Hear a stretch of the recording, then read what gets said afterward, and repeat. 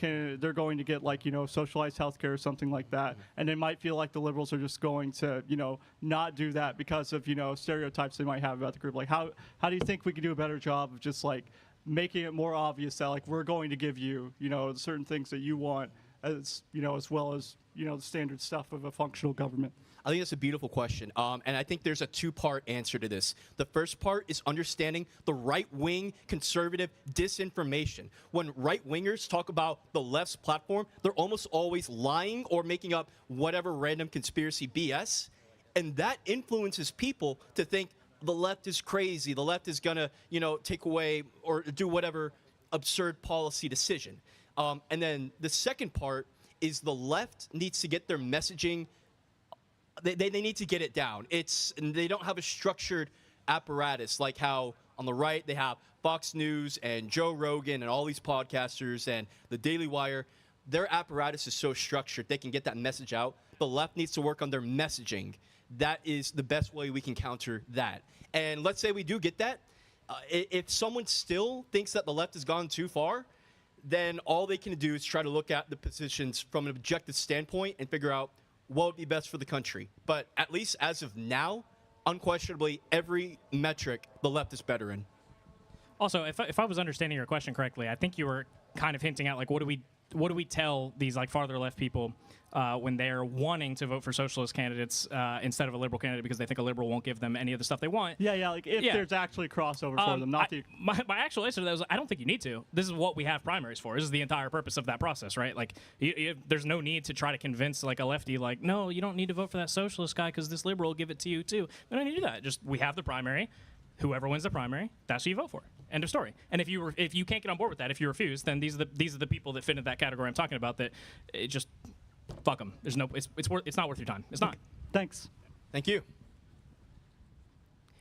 And I just want to say for the conservatives who are listening, I think it's so important to say that we don't want to like do like a conservative gets owned.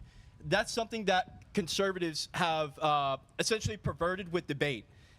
They have made it a industry almost of trying to clip farm and like destroy and own liberals. And it's absurd. We want to have a conversation and we want to open dialogue, not to try to humiliate people, because that's bad faith and that's not what we want to do. That's what you'll see if you go talk to Myron Gaines. This is the third time this clown has been here, and everyone already knows that. We want to have an actual open dialogue with people and try to fix the disinformation that conservatives have been spreading. So I please invite anyone over to the microphone. Thank you. Howdy. Testing, 1, 2, 3. Hello? Loud and clear. Hey, you mentioned you want Republicans to follow Marjorie Taylor Greene, right? Yeah, in the sense of should be dropping off the MAGA boat, yes. Do you understand why Marjorie Taylor Greene is jumping off the MAGA boat? Like her reasoning and her policies that she's trying to follow? Yeah, I believe it was because her whole her family was going to be hurt. I believe by the ACA subsidies expiring, and also I think on the Epstein files as well. That's her purported reason. That's what she said. She's also insane. Like she believes in the Jewish space lasers, and I would argue that she's a populist. I don't think either one of us would argue that. Yeah, Republicans, like writ large, should go in the way of Marjorie Taylor. Like, hey, actually, rather than following Trump's policy platform, we think you should go follow Marjorie Taylor Greene's policy. Yeah. That's how we're saying it. All I meant was that it sets a very dangerous precedent to treat Marjorie Taylor Greene as the Republican everyone should follow, and she's saying the right things because she's against the ACA subsidies being cut.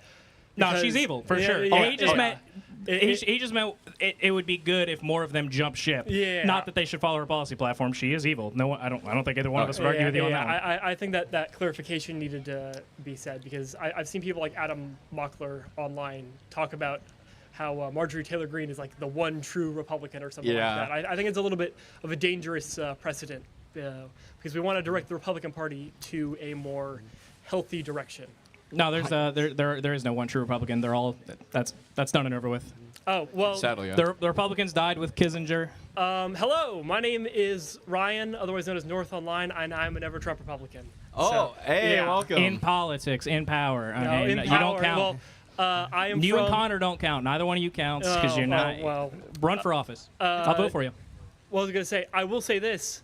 My local representative in the state of Kentucky is Thomas Massey, so I can proudly Massey's all say right. that I like He's Massey. okay. He's Yeah. fine. He's all right. He's I can all get right. behind Massey. I can get fine. behind him. Well, he's a little insane on a couple That's what I'm. issues. Yeah, but he's fine. Overall, he's a lot better than the current standard of Republican politicians we're dealing with I'm right now. okay-ish with yes, I do still think he's insane, but one thing that like stands out to me with Massey is like it does feel like regardless of where it takes him, it might take him in some directions that I'm not comfortable with, but it does feel like there's some underlying moral framework guiding his actions. Yeah. You know what I mean? Like it's like Yeah, okay, he well, has principles. there's even if something the that's principles leading him are to these decisions other weird. than Trump Yeah. said so. That's Yeah. not what's yeah.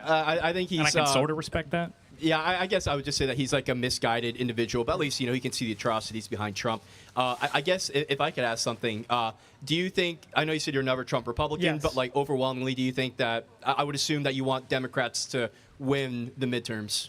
As triage, yes, I would. I wouldn't say that I necessarily agree with every single Democratic policy. Otherwise, I would be Sure. a Democrat.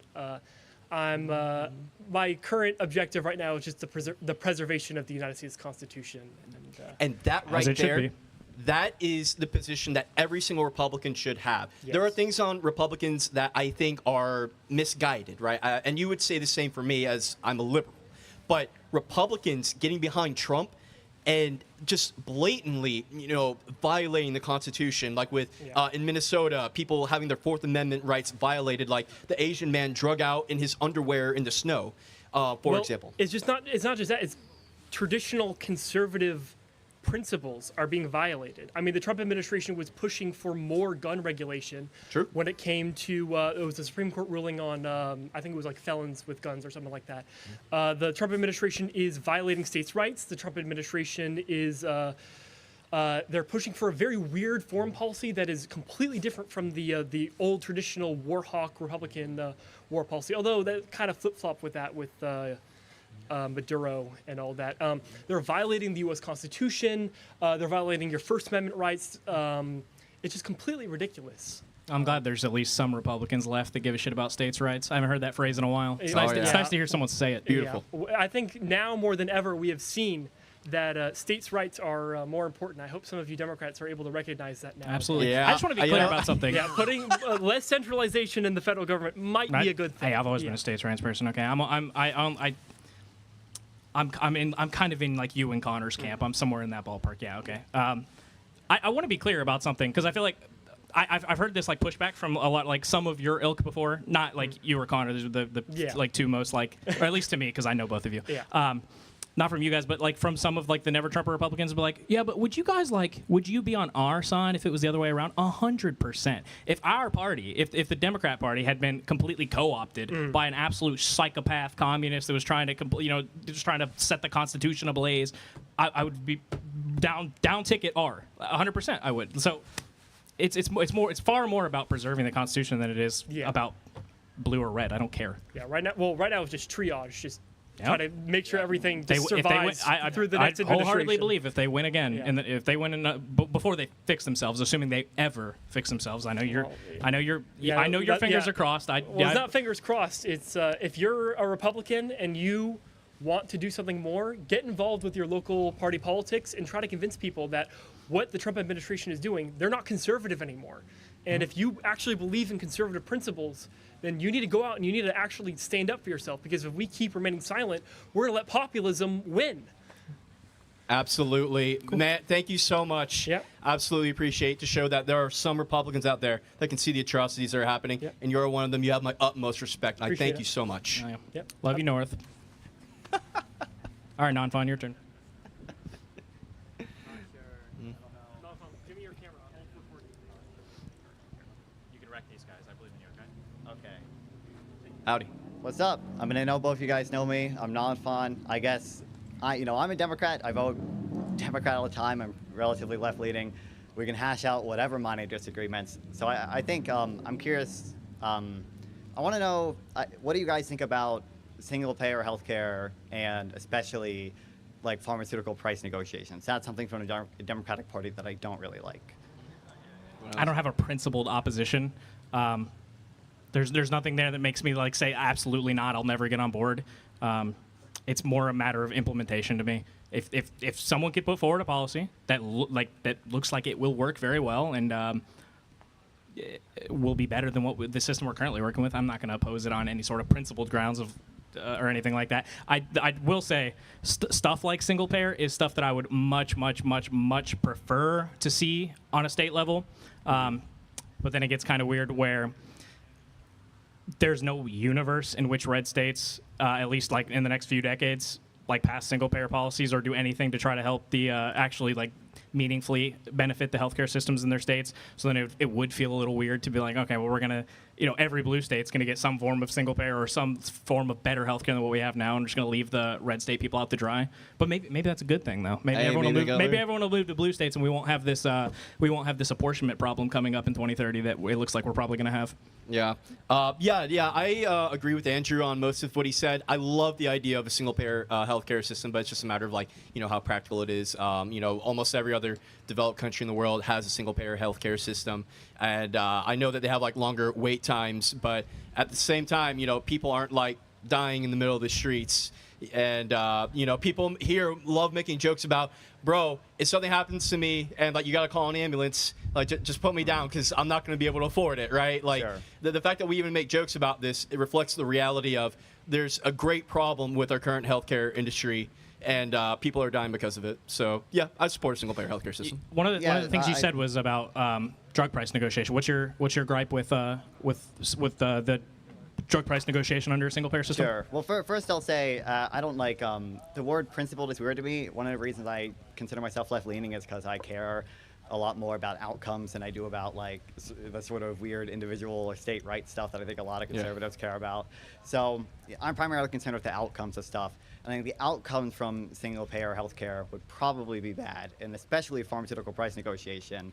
I think generally there seems to be evidence that pharmaceutical companies which make drugs that are really good, that help a lot of people, they do respond to price caps by doing less investment, by doing less R&D. And pharmaceutical R&D is already very expensive, very risky. It costs, like $1 billion to bring a drug to market. And for every one drug that you bring to market, 9 others fail. It's already incredibly risky.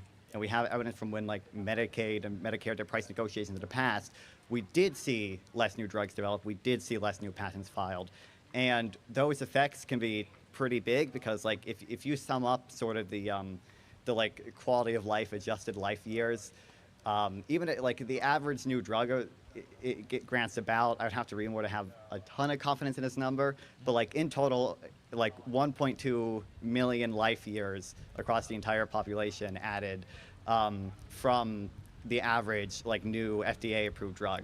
And we approve 50 ish new novel drugs every year. So even if you saw a 15% reduction in pharmaceutical innovation from getting rid of or from doing price controls or whatever, that would be a meaningful impact on just that. That's millions of life years lost. And I think it would be especially bad for the U.S. because we are where pharmaceutical companies really make up their R&D costs. We are where they get 70% plus of their profit. You don't think that those the decreases in investment into new research into new pharmaceutical products could be offset by government subsidies into specifically pharmaceutical research? So you kind of could, but for one, you wouldn't be saving much money then. So the absolute lowest estimate for approving the same number of new drugs every year with government subsidies would be something like 110 billion. That's absolute lowest. That's not that's 110 billion per year, which is not a crazy amount, but that's 1.1 trillion over the next 10 years. That is a meaningful impact, and that would offset any gains from negotiating prices down that a single payer system is supposed to help with to bring down cost.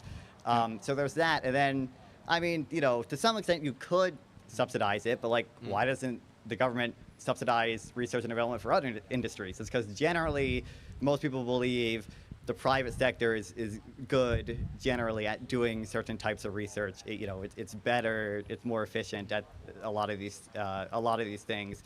What exact problems you would have with it would depend on the model. Alice, just as an example, if you were to do some type of contract for drug companies to develop something in industries with very high fixed cost, which is what research and development is. you end up with something called like the hold-up problem, where if you negotiate out like a contract and I start doing all this risky investment and I sink all this cost, now if I'm not like haven't already been compensated, if I've already invested a lot in this fixed cost, you have a lot more negotiating power over me because I've already spent all this money and it'd just be a waste if I didn't continue doing it. So like now you can strong arm me into like paying a lower price overall, and like that'll increase uncertainty, and that'll lead to lower investment. I completely agree that in like 95% of circumstances, like the private sector is better equipped to just handle these problems on their own. Like the market will solve for a lot of these issues. I also, it's funny when you said like you don't think about like principal positions. I'm going to take a principal position. One of the principal positions I generally hold to is that I feel like if we as a country or if our government makes a decision. That, you know, for whatever reason, I could not care less what the reason we made the decision was. If we make a decision and that leads to some sort of harm somewhere, that like it's our responsibility to fix it. That's why I like was extraordinarily mad about like not even for like immigration reasons, but I was extremely mad about the canceling of TPS for like Venezuelans and stuff. I'm like, really, we're gonna go fuck around in South American countries. And then open up the country, be like, okay, look, you can come here, be safe, and then kick them all back out. Like I think we have some sort of obligation to at least try to repair our mistakes. And if it is the case that just as a country we've just decided, regardless of how I feel about it, if we've just decided like single payer is the way to go, and that causes, if that necessarily causes like some humongous decrease in investment into new pharmaceuticals, then the government's like, that's the trade you have to take, right? It's like, well, this is what your people wanted. Now you got to fix the problem you caused, which is less research, subsidize it. So that was also in response to you saying that the reason we don't subsidize a lot of things, like we don't love the idea of just subsidizing industries because the private sector will take care of these things. In that case, that's a government-caused problem. The reason that they don't want to invest now is because of something the government did. So the government should fix that issue. Well, Same thing. I mean, I would just prefer not creating a problem in the first place. Yeah. So when I'm kind of look at, like, again, I don't have any sort of attachment to single payer. Like there's a litany of improvements that can be made to our healthcare system that don't go anywhere near single payer. There's plenty of other things we could do that don't even move in that direction. The thing I look at here, this sounds like kind of like a cop-out, but it seems to be the case that there is such a strong demand for it, for whatever reason that may be. There's such a strong demand that at a certain point, I'm like, it's almost maybe a worthwhile political trade. Like maybe there are better options, but if we can't convince anybody, and I'm not saying we should stop trying, we should keep trying, but one day down the line, let's just hypothetical here, let's say like 20 years from now, we've just made no headway on this. Like we can't convince, the bulk of the population that like there's better options. We don't need to do single payer. That's not what we have to do. We can do this and this and this and this, and just nobody's buying it anymore, or nobody's buying it, period. There might at some point become a political trade-off there that's necessary, especially in the context of the day, right? Where the majority of our focus is going into how do we keep Republicans from gaining power ever again, or at least until again, like I keep saying, until they fix themselves. Yeah. But I don't have confidence they ever will. I mean, I could imagine political trade-offs there being worth it. I just think I do think the policy itself is bad, and that's something that like might be, yeah. It makes me slightly hesitant to vote for the more progressive Democrats, who I think are more in well, I mean, hey, you don't got to sell me there. I know there might be an unpopular opinion here, but you don't have to sell me on that. Like I'm libbed up, dude. I'm very pro moderate Democrat around here, so yep, you got to convince me. Yeah, I don't have much to add. Healthcare is something I still need to look a lot more into. I think Andrew's a lot more versed on that. But thank you so much for your time. Sure, appreciate it.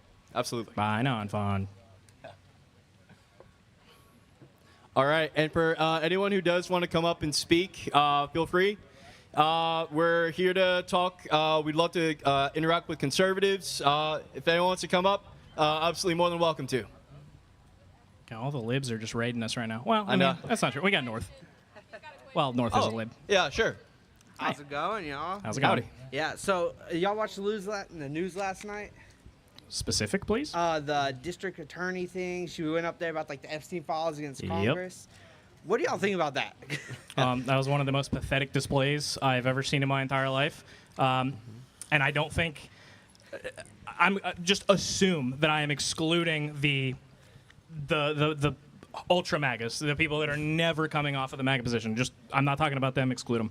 I don't think anybody bought that. Do you think anybody bought a word she said? Oh my God, horrific. I think the best thing is we already made the Dow Jones joke from earlier with the 50K, and then it tunneled down. I think one of the funniest things is watching her fumble through like her little flipping through the book, right? Yeah. Of like things she can say about Democrats to try to turn it around. It's because she knows it's indefensible. She knows that the victims are right behind her, that she can't look at them a single time. But you know what she can do? She can look at a book and try to smack talk Democrats instead. It's absurd. Were y'all confused whenever she was talking? So I think one of the congressmen were like, oh, hey, you shouldn't have done this because you uncovered this person, or you covered him up and you didn't cover up anybody else. And then she just completely random in my mind. She was like, have you seen this criminal in this state? And I was so confused what was happening. I was like, is that the defense? Like, Well, they have to just deflect. Exactly. You can't think about. Just ask yourself, what would the result have been had she answered one of those questions honestly? Just one. And pick any random one. Answer one honestly. Cooked.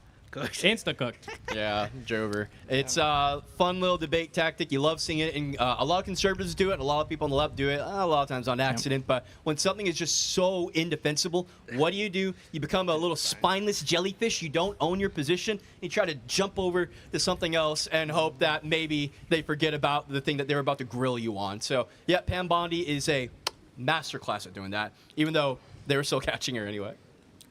Thanks. Thank you. Yeah, thanks. When we do, I'm saying when. I'm going to keep saying when. When we do obliterate Republicans in the midterms, I think something that should be happening is that each member of the Trump cabinet should just be getting dragged into Senate hearings every single day. Just rotate them in, bring Pam Bondi in, bring Pete Hegseth in, just rotate them in and out, and just sit there. It could be like, I think the Democratic Congress members need to be committed to 18-hour workdays. It needs you need to be dragging them in and just having 18-hour hearings every single day for 2 straight years, asking the same question over and over and over and over and over and over forever. And then this is a little devious. Okay, hear me out. Let's go. This is What a you little devious. We know that every single member of the cabinet's getting a pardon at the end of the term, right? We're aware of that. Everyone that sticks with him. All the one that stays with Trump. Yeah, the ones that stick with him. If they jump ship, no pardon for you. But the ones that stick with him are getting pardons. I think we should spend at least a couple of years just dragging them all in after Trump's gone, after he's done the pardons, and we have, in 2028 we win the presidency. Drag them into Congress and just force them into lies. Not force them into lies, but ask them questions that they cannot honestly answer. Right. Force them into lies and just charge them with lying to Congress. Every single one of them. What worries Justice me, for Comey. because you know what? Unquestionably, if we have a free and fair election this year, Democrats will obliterate, and our job is to make sure that they obliterate as hard as they possibly can. Did you say if? But say again. Did you say if? We saw the Fulton County voter poll raids. They raided Fulton County's election office. And remember when Pam Bondi hit up Tim Walz and was saying, hey, we'll pull out ICE if you give us your voter rolls. What happened to that, by the way? Did she get those voter rolls? She did not. They held strong, and they still pulled out of Minnesota anyway. Minnesota handled everything so perfectly. Minnesota, my heart goes out to you. You are a beautiful state who managed to fight off a fascist attack on your state. It is absolutely phenomenal. Yeah. Who's next? I don't mean who's next speaker. What state's next? I mean, who's next speaker? If you want to come up and ask a question, feel free. Absolutely. What state's next? Who's getting the unhinged fascist ICE raid? Yeah. Next. I saw a couple of. What's up? My name's Hewitt, and staying on the topic of current events, either today or yesterday, the Trump administration overturned the endangerment finding, which is like that carbon, like greenhouse gases. Yes, yeah, for, okay, greenhouse gases. Yes, So, absolutely. I don't know enough about it, so in y'all's opinion, what are the long-term consequences of that being reversed? So what I believe this does is this removes several regulations on businesses such that they have to reduce their gas emissions. I think all of them, right? The reason that the FDA could regulate greenhouse gas emissions is because it was considered, an endangerment, like it was labeled that way. Now that it's not, I don't think the FDA even has the power anymore to regulate greenhouse gas emissions at all. And because of this, we're going to see massive catastrophic damage to our environment. So what that's going to look like, we're going to... I'm so sorry. I don't want to cut you off. I said FDA. I meant EPA. Oh, I don't want to see the Reddit thread. Okay. Okay. EPA. But we're going to tragically see a massive influx of damage to the environment. And it just shows that this administration isn't for the people. It's just for whatever big corporations that they can put more money in their pockets, honestly. Okay. And do you think this is like, let's say 2028, we get like a Gavin Newsom or a Pete Buttigieg in office, and they reverse that? Is the damage irreversible? Well, the damage that was done in that time period is absolutely irreversible. Yeah. And the unfortunate thing is, like, the damage that can be done in a 3-year time period, in a 3-year time period, if there's zero regulations whatsoever on greenhouse gas emissions, someone fact check me on that. I'm pretty sure the EPA can't regulate greenhouse gas emissions anymore because of that. But if there's zero regulations for 3 straight years, that's rough, that could be a lot. That could be That's rough, a lot. But yeah, the next Dem president can immediately put that back in place. Right. But that's a lot of damage. And this is a reason why people should have voted for Kamala in 2024, because Kamala wanted to expand on green energy investments with, I believe it was the Inflation Reduction Act that Biden passed. It's a great thing if you care about the environment and making sure that, the world isn't essentially burning on fire, quote by Bill Nye. Right. True. All right. Thank you for your time. Thank you. This is the reason you should have voted for Kamala?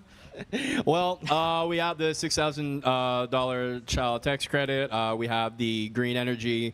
We have expanding the ACA, making the subsidies a permanent thing, which, as we all know, we lost in December of last year because Republicans are spineless and don't stand for anything. And now people are paying double their premiums. Those are just a few reasons. Those are all the things that would have happened under Kamala. We didn't even scratch the surface of the things that wouldn't have happened if she was. We got a soft genocide going on from the deletion of USAID and PEPFAR. 600,000. Shout out to Connor for that one. 600,000. Favorite talking point. Yeah. It's actually insane. It's this really interesting world that we live in where we have certain people who have foundations that go to saving young children in third world countries. And before the Bill Gates stuff with the Epstein stuff, Bill Gates now, but before that, I thought, oh wow, he does some really great work with the Bill and Melinda Gates Foundation, saving hundreds of thousands of lives. And then we go and we make all these cuts with Doge, and now within less than a year, 600,000 people in third world countries have passed away because of the Doge cuts. What does that mean, like 200,000 kids? Yeah, 200, 2/3. I think a little more. 2/3 are kids, so that's about 400,000. Nice. Is it 2/3 or 1/3? I think That's it's a lot of dead kids. I think it's 200,000 kids. A lot of dead kids. Unhinged. But yeah, if anyone else wants to come up and ask anything, absolutely more than welcome to.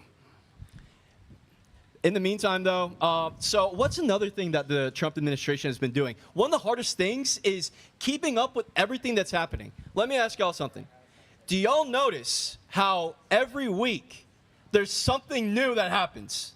Every week there's something new that happens. What's the next thing that happens? I don't know. Let's find out. Oh, no. Who's this guy? Can I ask a question? No. Yes, go ahead. Do you guys think AI is a threat to jobs in the future? I mean, yeah. Yeah? It is. Do you think that... Is there a follow-up question of what should we do about it? Why are you being so snarky? I'm just asking Because a question, you're you. man. Okay, well, chill. Jesus, all right? I'm just curious, do you think that, for programmers or whatever, do you think they're uniquely threatened by AI? I know that the unemployment rate for programmers is currently really low. I think in the future, I don't know, as a person who does IT, I don't know how much in terms of programmer jobs will be lost. I know right now it's still doing pretty good, but I'm wondering how much instead the role of the programmer will shift. So at the end of the day, you're still going to need to have programmers who know the baselines of code, because AI is they're going to mess things up a lot. That's what I was kind of wondering, because I feel like we've seen examples of AI making big mistakes. Yeah. Did you vibe code the donation overlay for stream? Because it's not updating, Andrew. Why is it not? Nobody's... Have people donated and it's not updating? Yeah, it's not updating. Nice. Did you vibe code it? Be honest. What's vibe coding? He absolutely did. He vibe coded it. With AI? We're on to you. Yeah, it was mostly We're done on with to you. AI. I We're would have on told to you that. There it is. Well, Yeah. that's why it's not updating. I'm sorry, guys. It is. Thank you. We I could appreciate the probably- donations. We got some amazing donations today Oh, yeah. for the Unfuck America tour, and it will Wait, show up. are the little noties popping up? I don't think so, but you'll fix boy. it when I go on. Don't worry. I Go get will fix You'll it. snap easy. Okay. Thank you. Awesome. Nice. Thank you. I was thinking whether I should say it, but you know what? I love you, buddy. Absolutely love you. I knew that's where he was going. Immediately, as soon as he started asking that question, I was like, well, I know why he's asking this, because that shit's not working back there, huh? Hey, sorry. Going back, I guess, into who cares about streamer stuff? I'm just kidding. We all care about streamer stuff. With everything that's been going on, what is another atrocity that we have, or another like absolute failure? Oh my God! Actually, you know what we need to talk about? We need to talk about an issue facing South Carolina. Everyone here at home. That is the measles outbreak. Okay. Do you know where we are in terms of measles infestations, Andrew? You got measles here? We are number 1. All right, well, it was nice seeing you guys. I'm gonna hey, come here. I'm just gonna hug you real quick. out. No, what's the case number? The case number, last I heard, it's over 800. I think it might actually be around 1,000 cases. Someone fact check me on that. I love that. Actually, Amanda, do you know how many measles cases we have? It's like about 800? Over 800. Okay. Yay. Awesome. And you know why we have this? We have this because of senators like Lindsey Graham. Senators like Lindsey Graham put in RFK, who then pushed this anti-vax sentiment across everyone in the United States. And now we have, don't we have polio back as well? I thought I saw a headline like that, yeah. I think, well, it's just a competition to see how many like eradicated or nearly eradicated diseases we can get back. Yeah, yeah. Hey, we're making America great again. So Oh, it was yeah. great when we had all these preventable diseases. Here we go. But anyway, I guess to finish up on this, the thing is, people like Lindsey Graham are the reason why this state is having a measles outbreak. Senator candidates like Annie Andrews and Kyle Freeman will stand against that kind of BS. Oh, no. Yes. What do I you just want? wanted to say, clearly, Gavin Newsom is a worse candidate for 2028 than J.D. Vance is. I That's agree. all I'm saying. Shut Yeah. up, Vosh. You know? I agree. You agree? Yeah. Why would you use Vosh as the example? Yeah, why when we would just Vosh be your had a go-to? real example. Well, yeah. That's on. Oh yeah. Oh, You're right. Sean said that? What Yes, do you you think said- about that general sentiment, though, among the further left Oh, okay. online? So it depends. If you're MAGA, then you would. Then I wouldn't disagree with you. He is probably a better candidate for you. True. Because you're stupid. No, sorry. Okay. No, I think we already talked. We already talked about this earlier. Yeah, if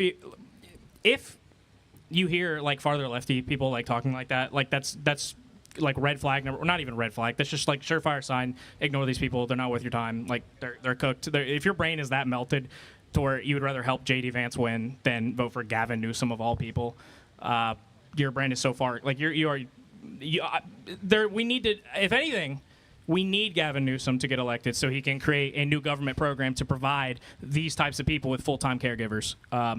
If you're that far gone, I don't know what to tell you. State-funded helmet seats for the Yeah, bathroom? please. Thank you.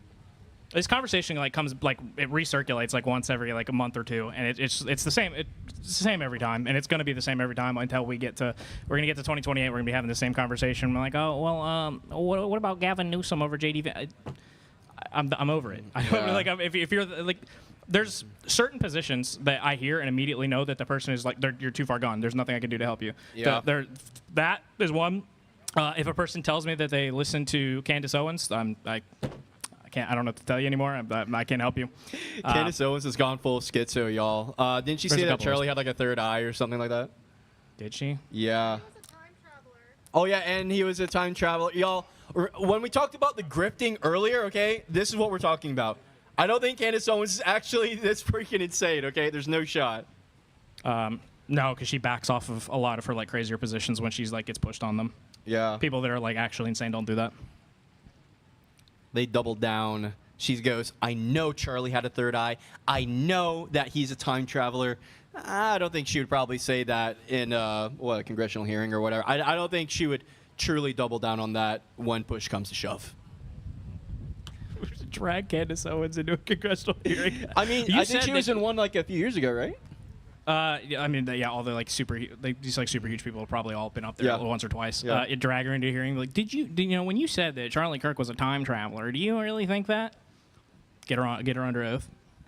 Honestly, I think that's something that we really need to take a look at and focus on is not only just the politicians who are on the right, but also the pundits who are pushing that agenda in that conservative media apparatus, okay?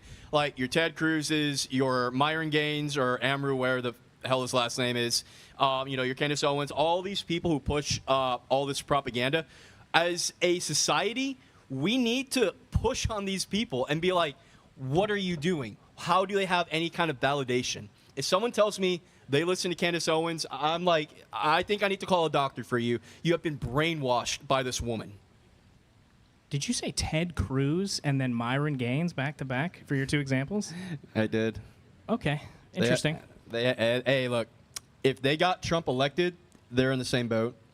Okay, all right, yeah, sure. In the same boat. I don't know what else is going on. Oh, okay. So we got anti-vax. We got all right. What? Okay. I'm gonna have a one-on-one with Ethan for a little bit. Okay, go ahead. Okay. Can I chat with Ethan for a sec? And then you go back there for 1 second, okay? Yeah. All right. Good luck. Okay. You're troubleshooting. We believe in you. Oh, you want me to fix the thing? Yeah, I believe in you. Why do you think conservatives today are so unwilling online to defend Donald Trump? I think online, when you say conservatives unwilling to defend, are you talking about in like debate spaces? So like they don't want to go against like that? Or so sometimes in debate spaces, but even I feel like in the first Trump term, like people would try to make excuses for him. You know, you'd have like your McCarthys, you'd have your McConnells that would try to work with him or whatever. But nowadays, like when you have Mike Johnson literally saying things like, I haven't heard about, this internationally famous speech that he just gave in Europe, or I haven't heard about these particular things. It seems like there's an unwillingness to actually defend his actions. Do you think they know that it's wrong, or do you think that they think it just looks bad defending it, or they don't have to defend it, or why? They absolutely know that it's wrong, and they know that if they do try to defend it, it makes them look absolutely insane. Because the truth is, there's no way to really twist it in a reasonable way. I think if they really wanted to twist it, they probably could, but maybe there's like some ounce of humanity such that they know like there's really no way I can actually spin this in any somewhat reasonable way. So I think if they wanted to, I guess they have to completely sell out their souls, not just 99%, if that makes sense. But no, they know it's indefensible. Do you think that it's fair right now on the left? I don't know if you've noticed a lot of fighting over, Hassan had some clips blowing up recently, and there's a lot of people fighting over Gavin Newsom kind of being anointed as the Dem frontrunner for 2028, which is, it sounds silly to even say it, but do you think there's too much attacking of people on the left who say they don't want to support Newsom right now, or do you think there are people who are too early trying to force everybody into the Newsom camp, or do you think it's stupid to even talk about it? How do you view that whole fight going on the left right now? It's definitely too early to talk about it. We still have a little more than 2 years before the next election, and the problem with this left sentiment of if it's Newsom, I'm not going to support it is a foundationally wrong thing to do in the sense of I don't care if it's like, imagine if like Thomas Massey was like the next like Democrat runner-up. It makes no sense. But what I'm saying is between J.D. Vance or anyone else, I'm going to pick whoever's to the left. So even Hitler? Yes. You know, at this point, wow. I gotta think about that one. Let me DM you the answer to that one. Okay. But the point is, if you're still on the sentiment of not voting Democrat, not voting blue no matter who, then you're the problem. And the problem is also just issue of misinterpretation of value alignment. Like a lot of the left-wing people who are attacking Gavin Newsom right now, those people aren't like a part of the Democratic establishment. Those people aren't like liberal, right? In the same way that MAGA isn't liberal, those people aren't real right-wingers in the sense that they're like conservatives. They're like their own kind of populist, anti-American, anti-democratic, anti-liberal thing that would kind of exist on the same that sentiment exists on the left as well. Why is it that the right was able to build such a broad voter coalition, though, among like anti-liberals, whereas on the left it seems like they're not as able to build a broad coalition with anti-liberals? Purity testing is purity testing 100%. Well, I think purity testing exists on both sides. It's just one is electorally sound, the other isn't. Like the people on the far left, they're never backing up a Democratic candidate like Kamala Harris or Joe Biden or Gavin Newsom. Those people are more or less conservatives to those people. Like they actively call us right wing. And the second thing to it, purity testing was the first thing to come to mind. But the second thing is people on the far left, they do nothing. Oh my God, this is something that needs to be said. The problem with the far left, and honestly a lot of online people on the left in general, is they aren't doing anything in real life, right? So like, it is good to make videos and cover what's going on. This is objectively a good thing, but we need to do on the ground work and do things to get communities electing Democrat politicians. And if you're just online, I mean, I'm glad people are making videos and whatever, but you need to actually touch grass. So that's why we're here, for example. When you say purity testing is bad, like, should the left not purity test on anything? So when people say, like, we should run pro-life candidates in southern states, or when people are critical about Gavin Newsom's statements about trans athletes, is there anything the left should purity test over, or do we just accept anybody? And then at that point, how are you differentiating yourself from the right? It depends on where you draw your lines. If you're engaging with people who I think are who have certain values that are fundamentally opposed to the party, I don't think that we should necessarily incorporate them in, especially people on the far left who aren't willing to back our candidates. But when you have people that are maybe more pro-life or maybe pro-gun on the Democratic base, and it's like the more practical decision to run them in a largely red state or red county or whatever, yeah, like that's fun. It just depends on like where the values of the person that you're running, that you're potentially purity testing lies. Yeah. Thank you so much. You're very welcome. Thank you. All right. Howdy. Hi. Sorry. Actually, on the previous topic, I personally, I'm like, I guess, a kind of single issue pro-abortion voter. Like, oh, sorry. I would never vote for a Republican, especially like anyway, but especially because they are so anti-abortion, and I think that women's lives actually matter. So my question is, yes, I do understand that there's probably some more anti-abortion like citizens living in some of these more rural, deep red states that may swing to voting for a Democratic candidate if that Democratic candidate is not openly pro-abortion. But with that said, do you think that these voters would even believe that? Would they even say that they're like legitimate in that stance? I don't think they would, and I just don't think it's worth ceding ground to them, quite frankly. You're saying, I'm sorry, I think I might be misunderstanding. I speak very weirdly. I'm sorry. Okay. You're fine. No, what I'm saying is that like so many of these voters are just not going to be convinced to vote for a Democrat regardless. I don't think that it's worth ceding ground and potentially instilling candidates that go against one of, I think, what is the most important and core tenets of the party line, to satisfy these voters who will probably not even believe that they're legitimate in that stance. I see. Personally. No, I think that's actually a really great thing to bring up. And that goes back to something that was discussed a little earlier, in the sense of we have two problems. And one of the problems that you rightfully point out is that they probably won't even believe, like, if a Democrat does, like, give ground. So, for example, Fox News will, like, make up a bunch of conspiracy BS things about a Democrat that does try to cede ground, right?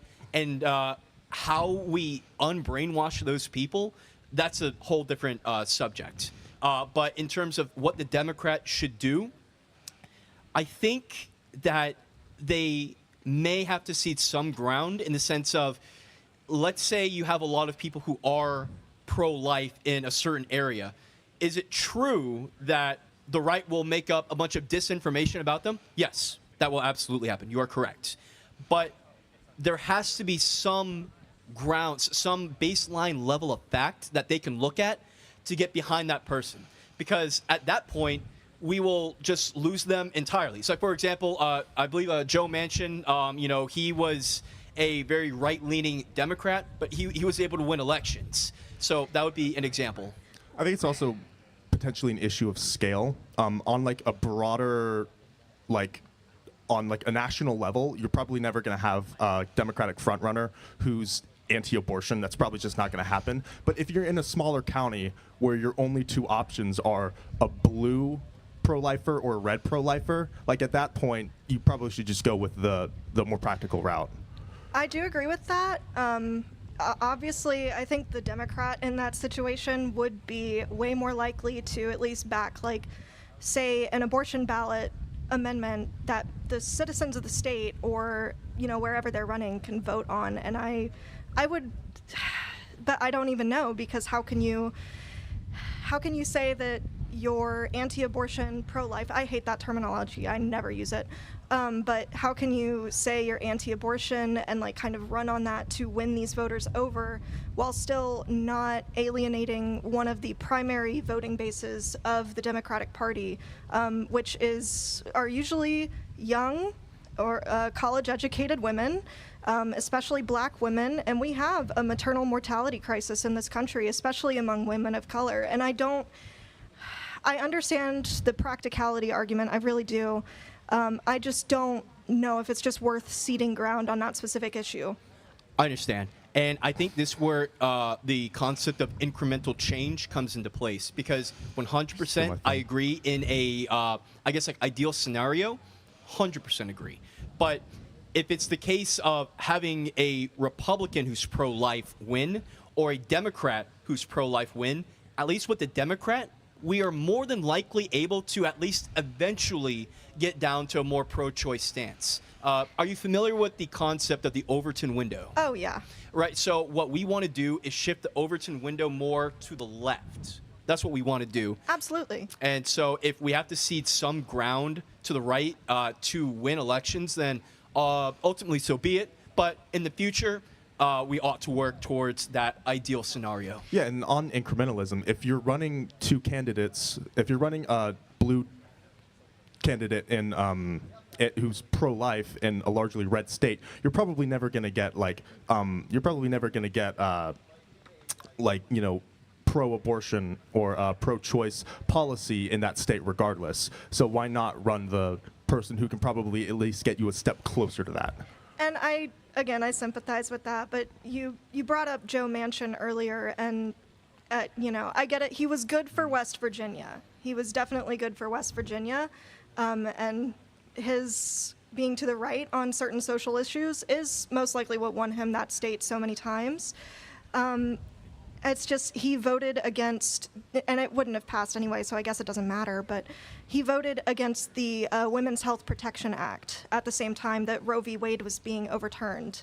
Now, I personally, again, I can understand a place like West Virginia being very anti-abortion, and so perhaps his mentality, if I had to give him the benefit of the doubt, was that he was representing his constituents well. I understand the incrementalism argument. I really do, and I do agree with that. And if Joe Manchin was still in office, maybe we would have an easier time in the future. Or if he still kept representing that state, like taking on these bigger abortion protection,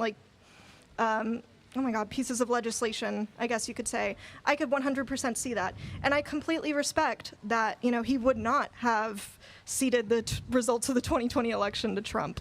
Absolutely, 100%.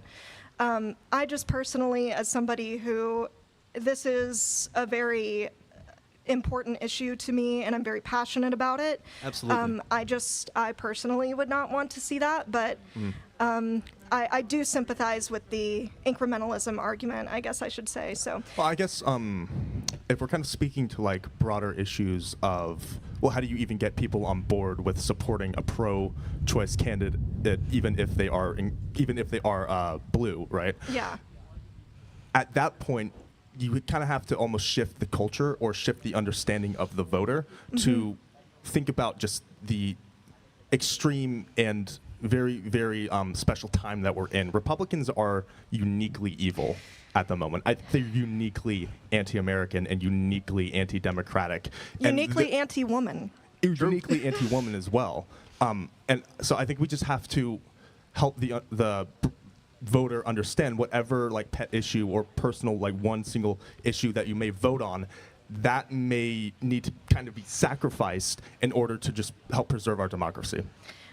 Yeah, I personally think that for some of these issues, it's just very hard to cede ground on that, and that's the biggest one that I. Yeah, I'm not disagreeing. I think it's definitely like hard to change the mind of voters, but like we really have to hammer home how like I said, uniquely evil this current Republican Party is. Oh, absolutely. I guess like to put a bow on this, if we were in West Virginia and it was between a Joe Manchin Democrat or MAGA. At the end of the day, like both are not ideal, but like, would you agree that voting for Joe Manchin would be the best solution? Definitely better. Yeah, I would never disagree with that. But let me ask a better question. Oh, sorry, not to demean your question, but let me ask a different question. If it was down to Joe Manchin or like a MAGA type, would you personally vote for Joe Manchin over that MAGA? I'd do it holding my nose. Yeah. Okay.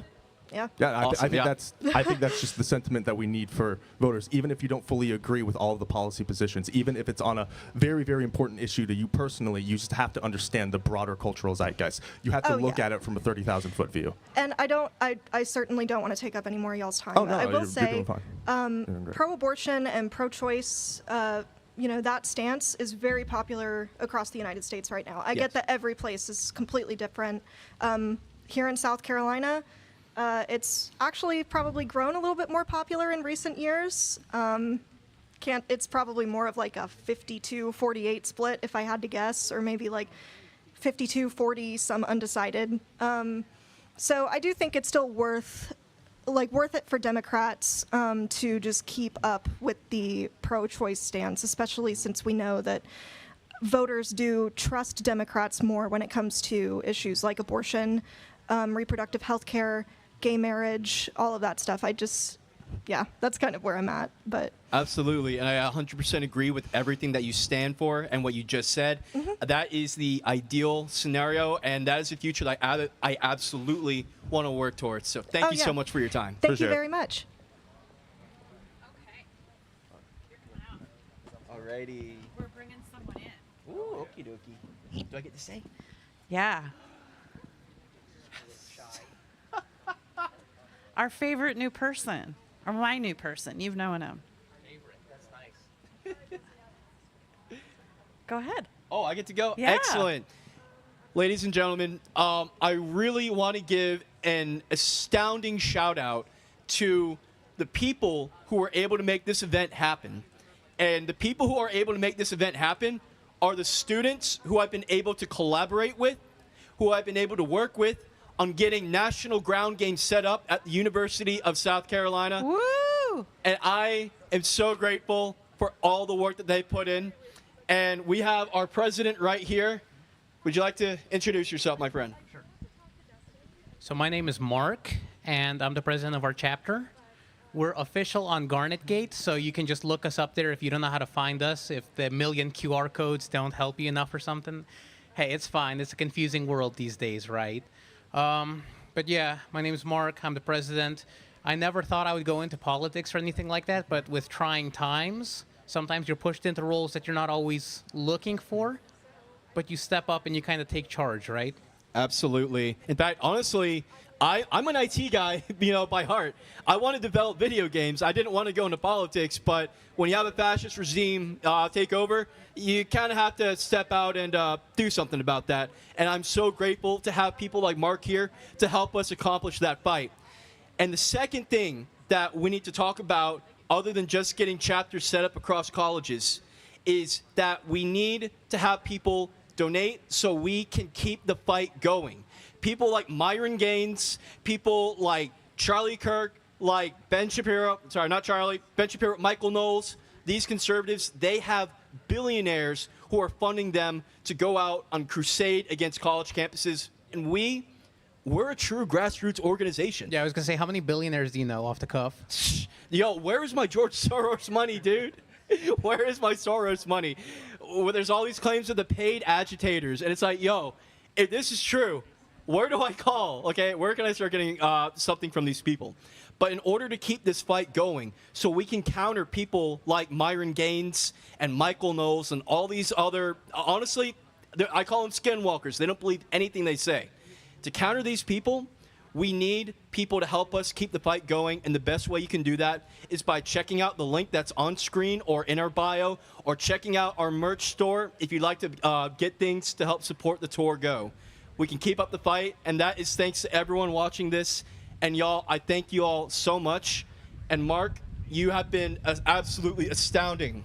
I appreciate it. I just want to say, too, you don't even have to, like, be left-wing or anything like that. Come on, like, don't tell me if someone's a right-winger that they don't want to debate better people. Like, the debate's part of the fun of it, right? Like, you can go wail for Gatch all you want.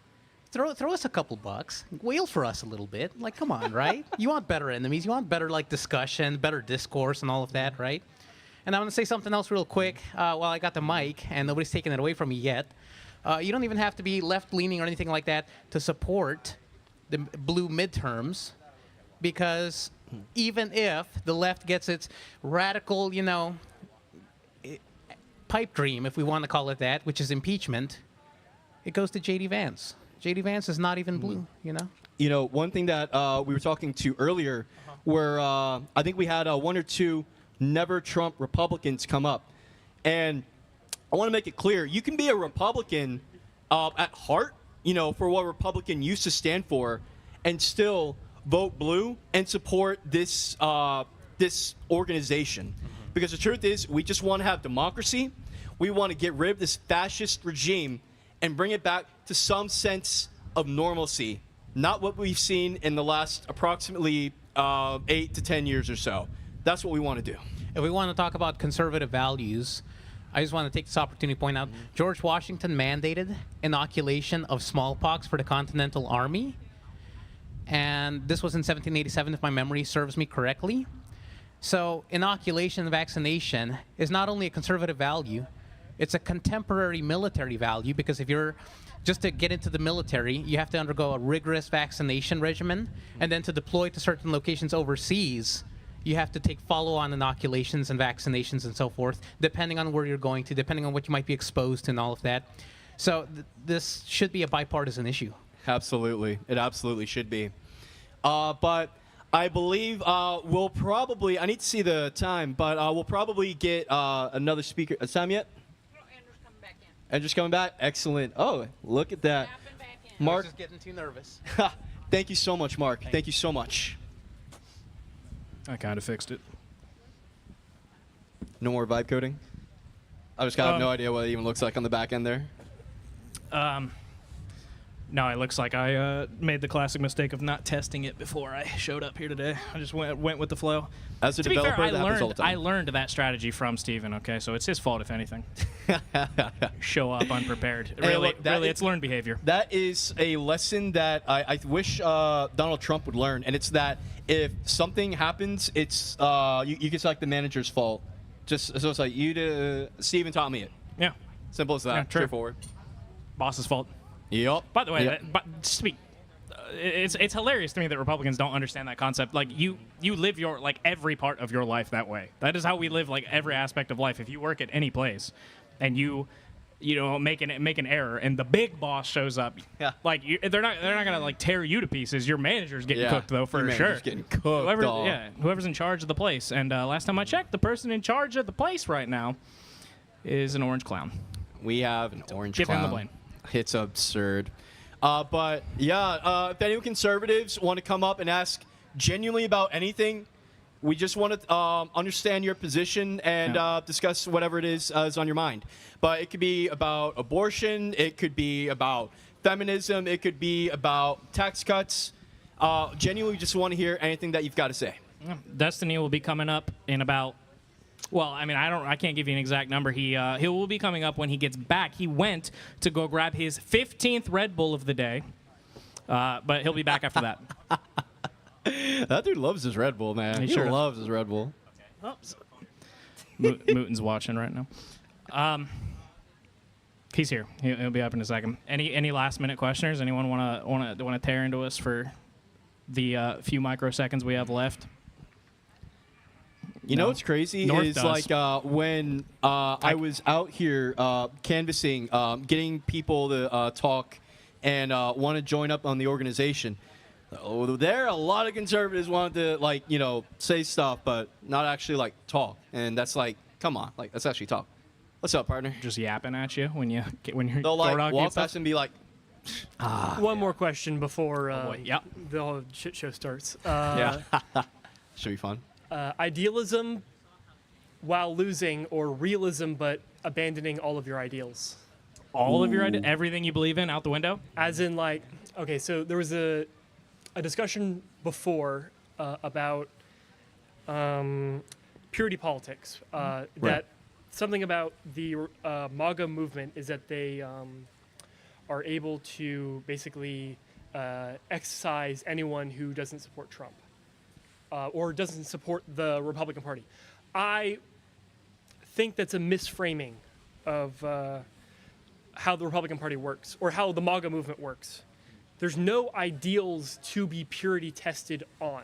Yeah. It Well, is it's simply just support for the candidate. Yeah, and it's just support for Trump. Yeah. Do you support So- Trump or no? That's it. That's the only question. Well, yes, exactly. So that is the realism with no ideals. Yep.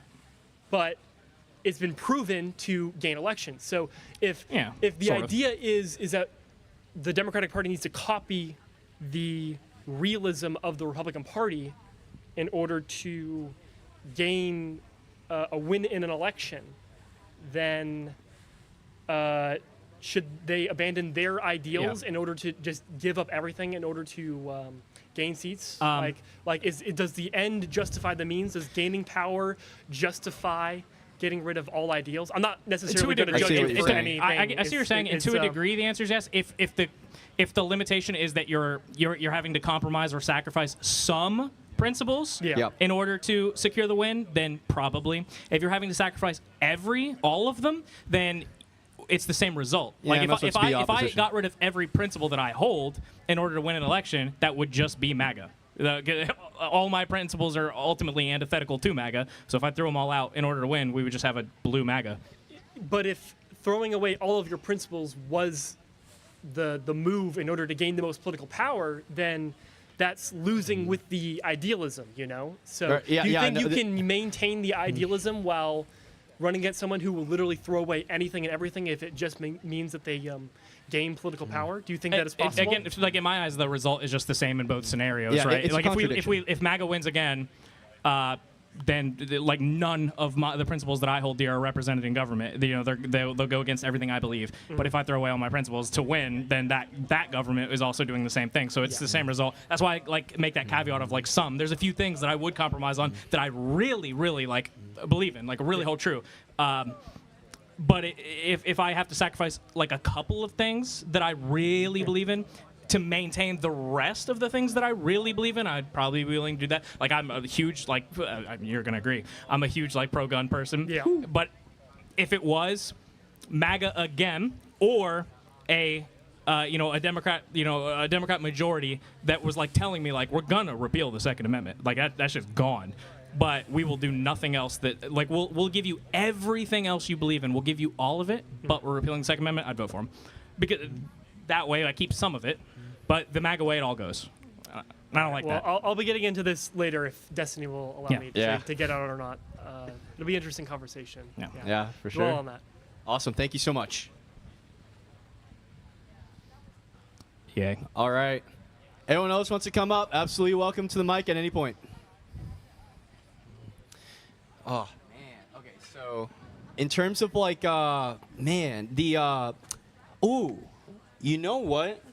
Earlier at breakfast, we were talking about that episode of Crossfire with Jon Stewart and Tucker Carlson. I think it's really cool to see the pundits behind all these things. Mm-hmm. Andrew, how do you feel about the pundits, and how many of them do you think are actually that level of insane? On which side? On the right? Right side. The level of insane that they portray? You're basically asking me how many of them do I think are grifting? I don't know. It's hard to tell sometimes with some people whether or not it's a grift or whether or not they truly believe it. It does get kind of murky sometimes.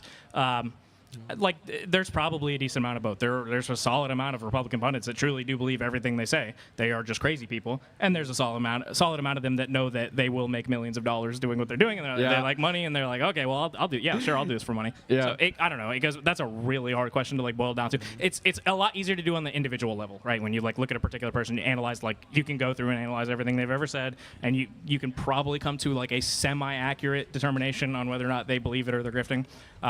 And you'll be wrong sometimes, but yeah, you can be like kind of close to accurate, but like on the aggregate, I don't think you can. There's both of those things exist heavily in their party and in ours, by the way. Like I don't want to like probably more. They probably have more grifters on their side, but it exists over here too. There's some people I know don't believe some of the shit they say, but they say because they're like, this is what I'm supposed to say. Like this is the thing I gotta say. I've heard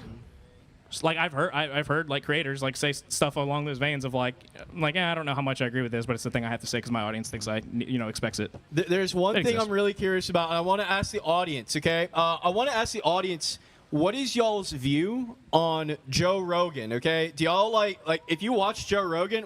Raise your hand. Okay, one. Anyone else? Oh, never mind. It doesn't. What's your view on Joe Rogan?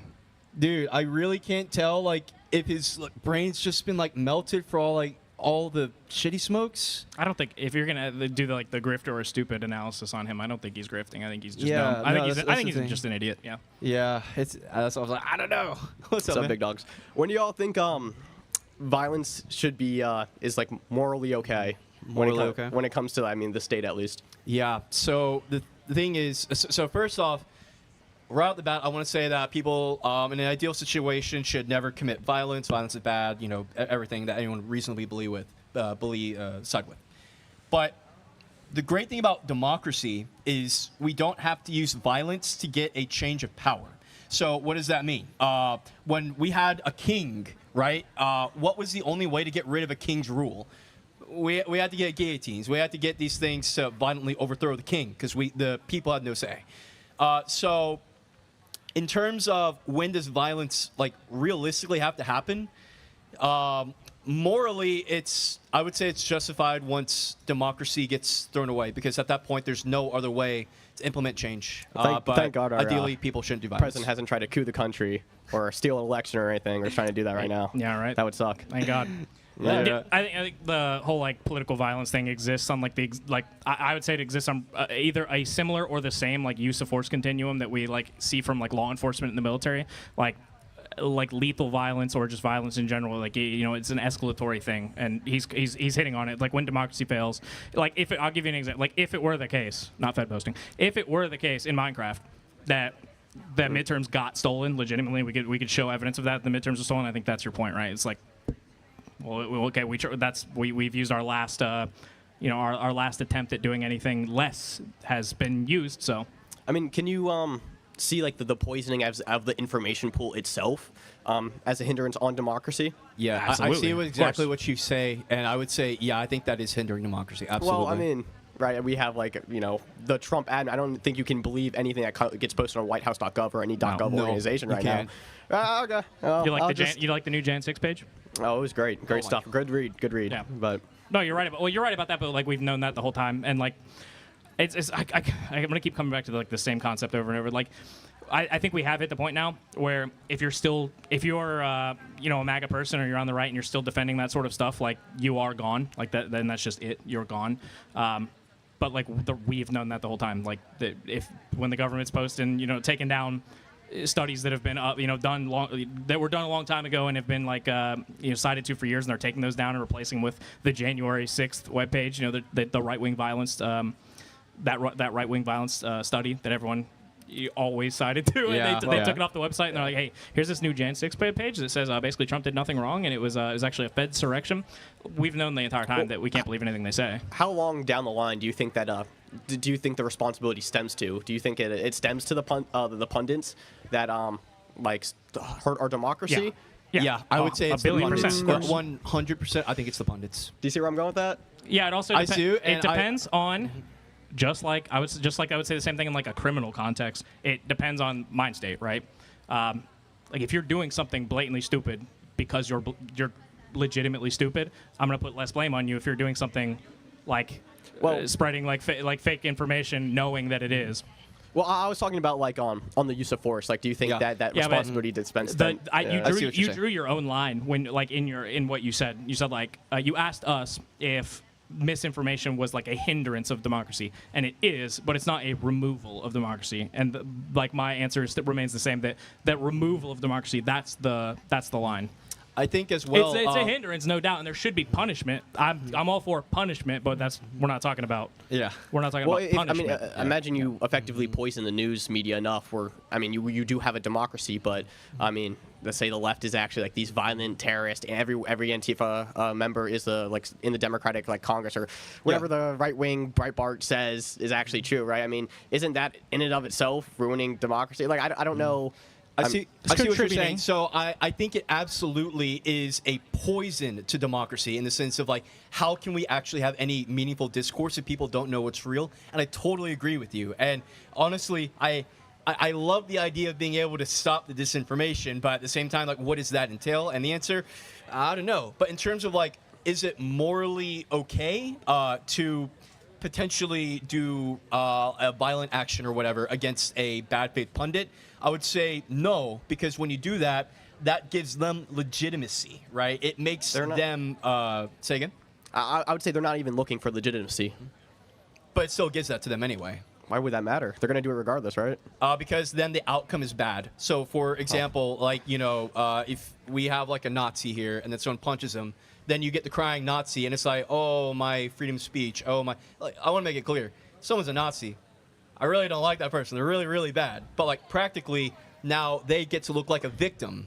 And that's why I'm saying it's a bad thing. You shouldn't do it. I don't know if I would totally agree with that. I mean, you can look at, like, analogs throughout history of multiple times where you have authoritarian leaders, like, creating a problem. Right, but that's when we have the authoritarian leader, we've lost democracy at that point. We would never have that in America. All right. Yeah, we'd Thank never. you. All right, thank you so much. We definitely have an authoritarian leader right now. I think. Yeah, I think my line on this one's pretty firm. Like, I'm just kind of waiting for November. Yeah. We'll see how that goes. Listen, in Minecraft, if that election gets stolen, they will definitely try to. I think there can be like broad agreement here. They're gonna try something. Yes. They're gonna try to do it, and if they do, well, that's your line. Found it. Yeah. But if they steal it, like if it's stolen, then we can't we can't undo that democratically. Like if it's done and over with at that point, that's the line. Yeah. Because you would want to try you'd want to try one or two things first. In a video game, though, of course. You'd want to try. You'd be like, hey, let's see if the courts have anything to say about this, and if they don't, okay. Yeah. That's your line. No, but I think that was a wonderful question, honestly. Excellent question. But yeah, no, I think something that a lot of people don't realize is how democracy is being eroded, not just with like January 6th, but also with Trump's consolidation of power, right? So like abusing emergency powers to throw tariffs on every country in the world and tariffing islands inhabited entirely by penguins. Like, this is an absurd thing where Congress is supposed to hold the power of the purse, not the president abusing emergency powers. Yeah, I kind of want to return to the point that North made about sacrificing some principles. Like, this is a thing. This is a thing that we already do quite a bit. We just don't think about it as much. Like, we just we had an absolute blue wave, blue tsunami blowout in the 2025 elections. Beautiful. And I live in the state of Virginia. We had elections there. We had a new governor. We I don't even know how to describe the obliteration that occurred in my lovely state. And I knew going into that election that I had talked to a few of our our current House delegates and a few Democrat House candidates in the state.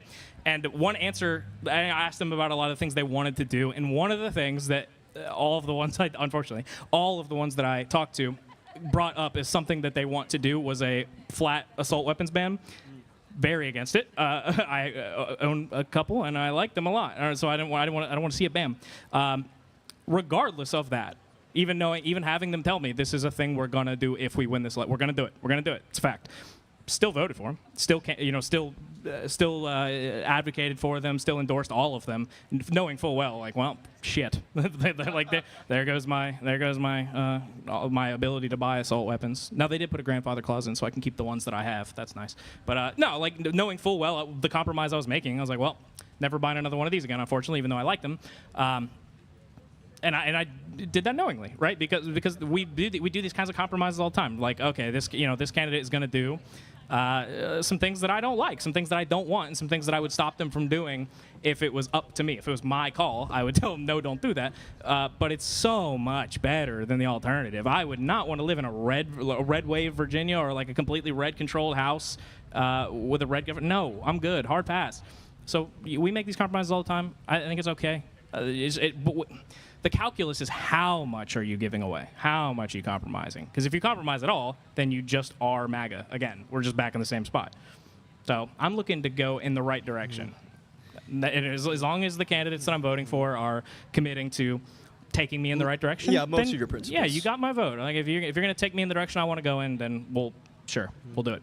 And that right now is just emphatically the Democratic Party. Okay, blue no matter who, get them. Absolutely. Everyone, I just want to say I'm so happy to have you all out here. And it's been an absolute pleasure to talk to people and have everyone hear our message. Andrew and I are going to get ready to swap out. And we're going to have Destiny over at the microphone in just a little bit. Everyone, it's been an absolute joy. Thank you all so much. Thank you. Hey. All right, let's make some noise for Destiny. He's going to come out in just a minute. If I can get Andrew untangled. Yeah, you really done a number on me here. Okay, you were holding it. All right, so let's hear it for Ethan and Andrew. All right, well, I have some swag. If you guys can get loud for me, I'll throw some swag out to you guys. Yeah! Oh, I heard one. Let's hear some more.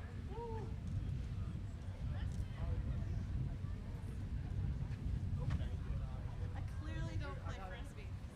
Come and get him. Oh my God, please, this would mean the world. I love you, thank you.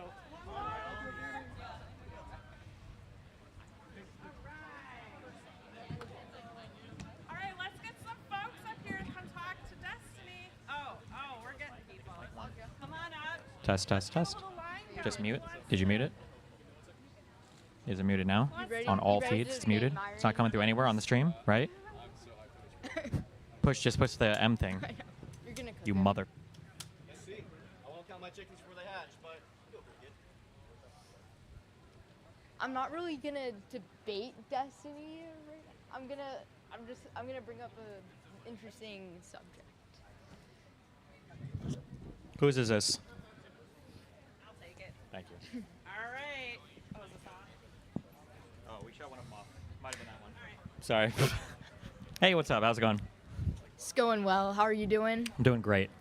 So I wanted to ask you your thoughts on how the Epstein files are being handled, because Pam Bondi, she's an idiot how she's handled them. Like, she's protecting pedophiles, and I think she needs to resign. What are your thoughts on Pam Bondi?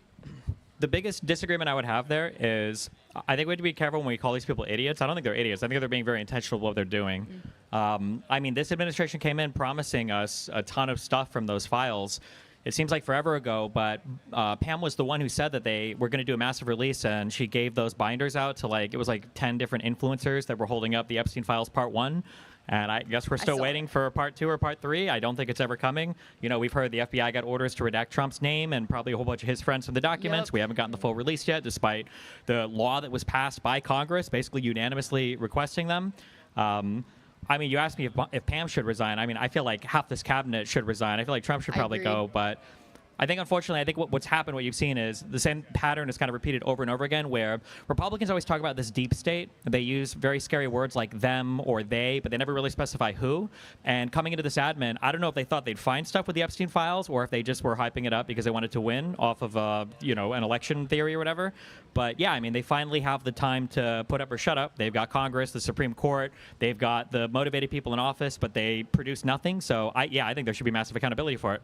I was actually very supportive of Trump before all the Epstein stuff happened, and then after I saw all that stuff, I just felt really betrayed by him, and a lot of his base, a lot of my friends that are also Trump supporters, they felt the same way, and I just think we really need accountability from Trump, and I do think if he continues this fiasco, I think he does need to step down, and I think Congress should start demanding more accountability from Donald Trump. Yeah, I mean, I don't disagree. I think one of the sad things one of the lies that the conservative movement has kind of sold, especially the MAGA movement, is that there's this massive conspiracy behind everything. And I think the kind of boring thing is for a lot of stuff, there's not really a conspiracy. It's just a lot of stuff. If you've ever joined a project and there's stuff you don't understand, you think you can get rid of a ton of stuff, usually you start to realize when you start throwing stuff away, oh, wait, well, this was here for this reason, or this was here for this reason. I mean, this shows up in so many different projects that you could manage. And I think when the Trump admin came in, they told us there was a conspiracy everywhere, when in reality, some problems are difficult to solve. There's not an easy catch-all fix for illegal immigration, for crime, despite them pretending that they've solved crime in 3 or 4 different cities. I mean, everybody knows that's not true. Trump says 0 people across, but really 0. It's not even really a believable lie.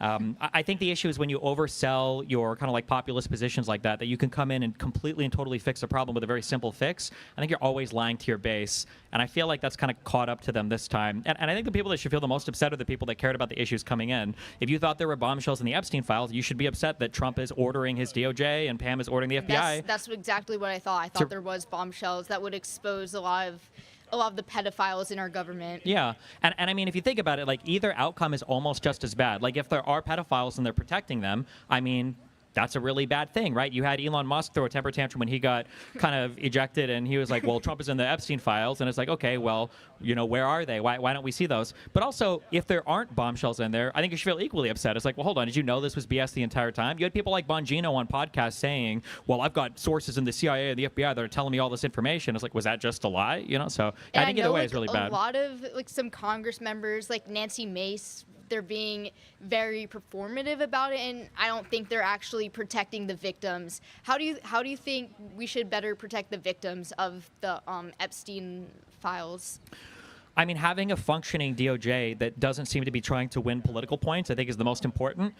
It's a shame because people say, on the conservative side, people will talk about the lawfare and the weaponization of the DOJ by Biden, but if you're a liberal on the left, everybody hated Garland for how slow it seemed the legal process went when it came to the Mar-a-Lago indictments, when it came to the appointing of Jack Smith for the January 6th case. There was 2 years in the administration before this stuff was really getting off the ground, and people were really upset about that on the left. Meanwhile, on the right, they claim that it's all political lawfare, but then as soon as Trump gets into office, he's truthing out, to Pam Bondi, the exact people that he wants to indict, the exact lawyer that he wants to use to indict him, and it's for all the weaponization, they don't really have any results that they seem to have produced yet. We've got, regardless of how you feel about illegal immigration, the whole process is being, completely fudged up, and they're just messing up so much stuff procedurally that even if you want them to be effective in shipping people out of the country, they can't seem to do it effectively. And it's a shame. I think that, for what you said, what do you do to protect victims? As boring as it is, we have processes in this country that are kind of important, and if you have to have people that can navigate the process and procedure, and they should know better. And when you start to mess all of that up, I mean, you're doing a disservice to the victims, you're doing a disservice to the American public. Crimes are things that we all have an interest in the state prosecuting, and if there were crimes there to prosecute, then they might have irreparably harmed the ability to even do that. Thank you. Cool. Thanks for the question.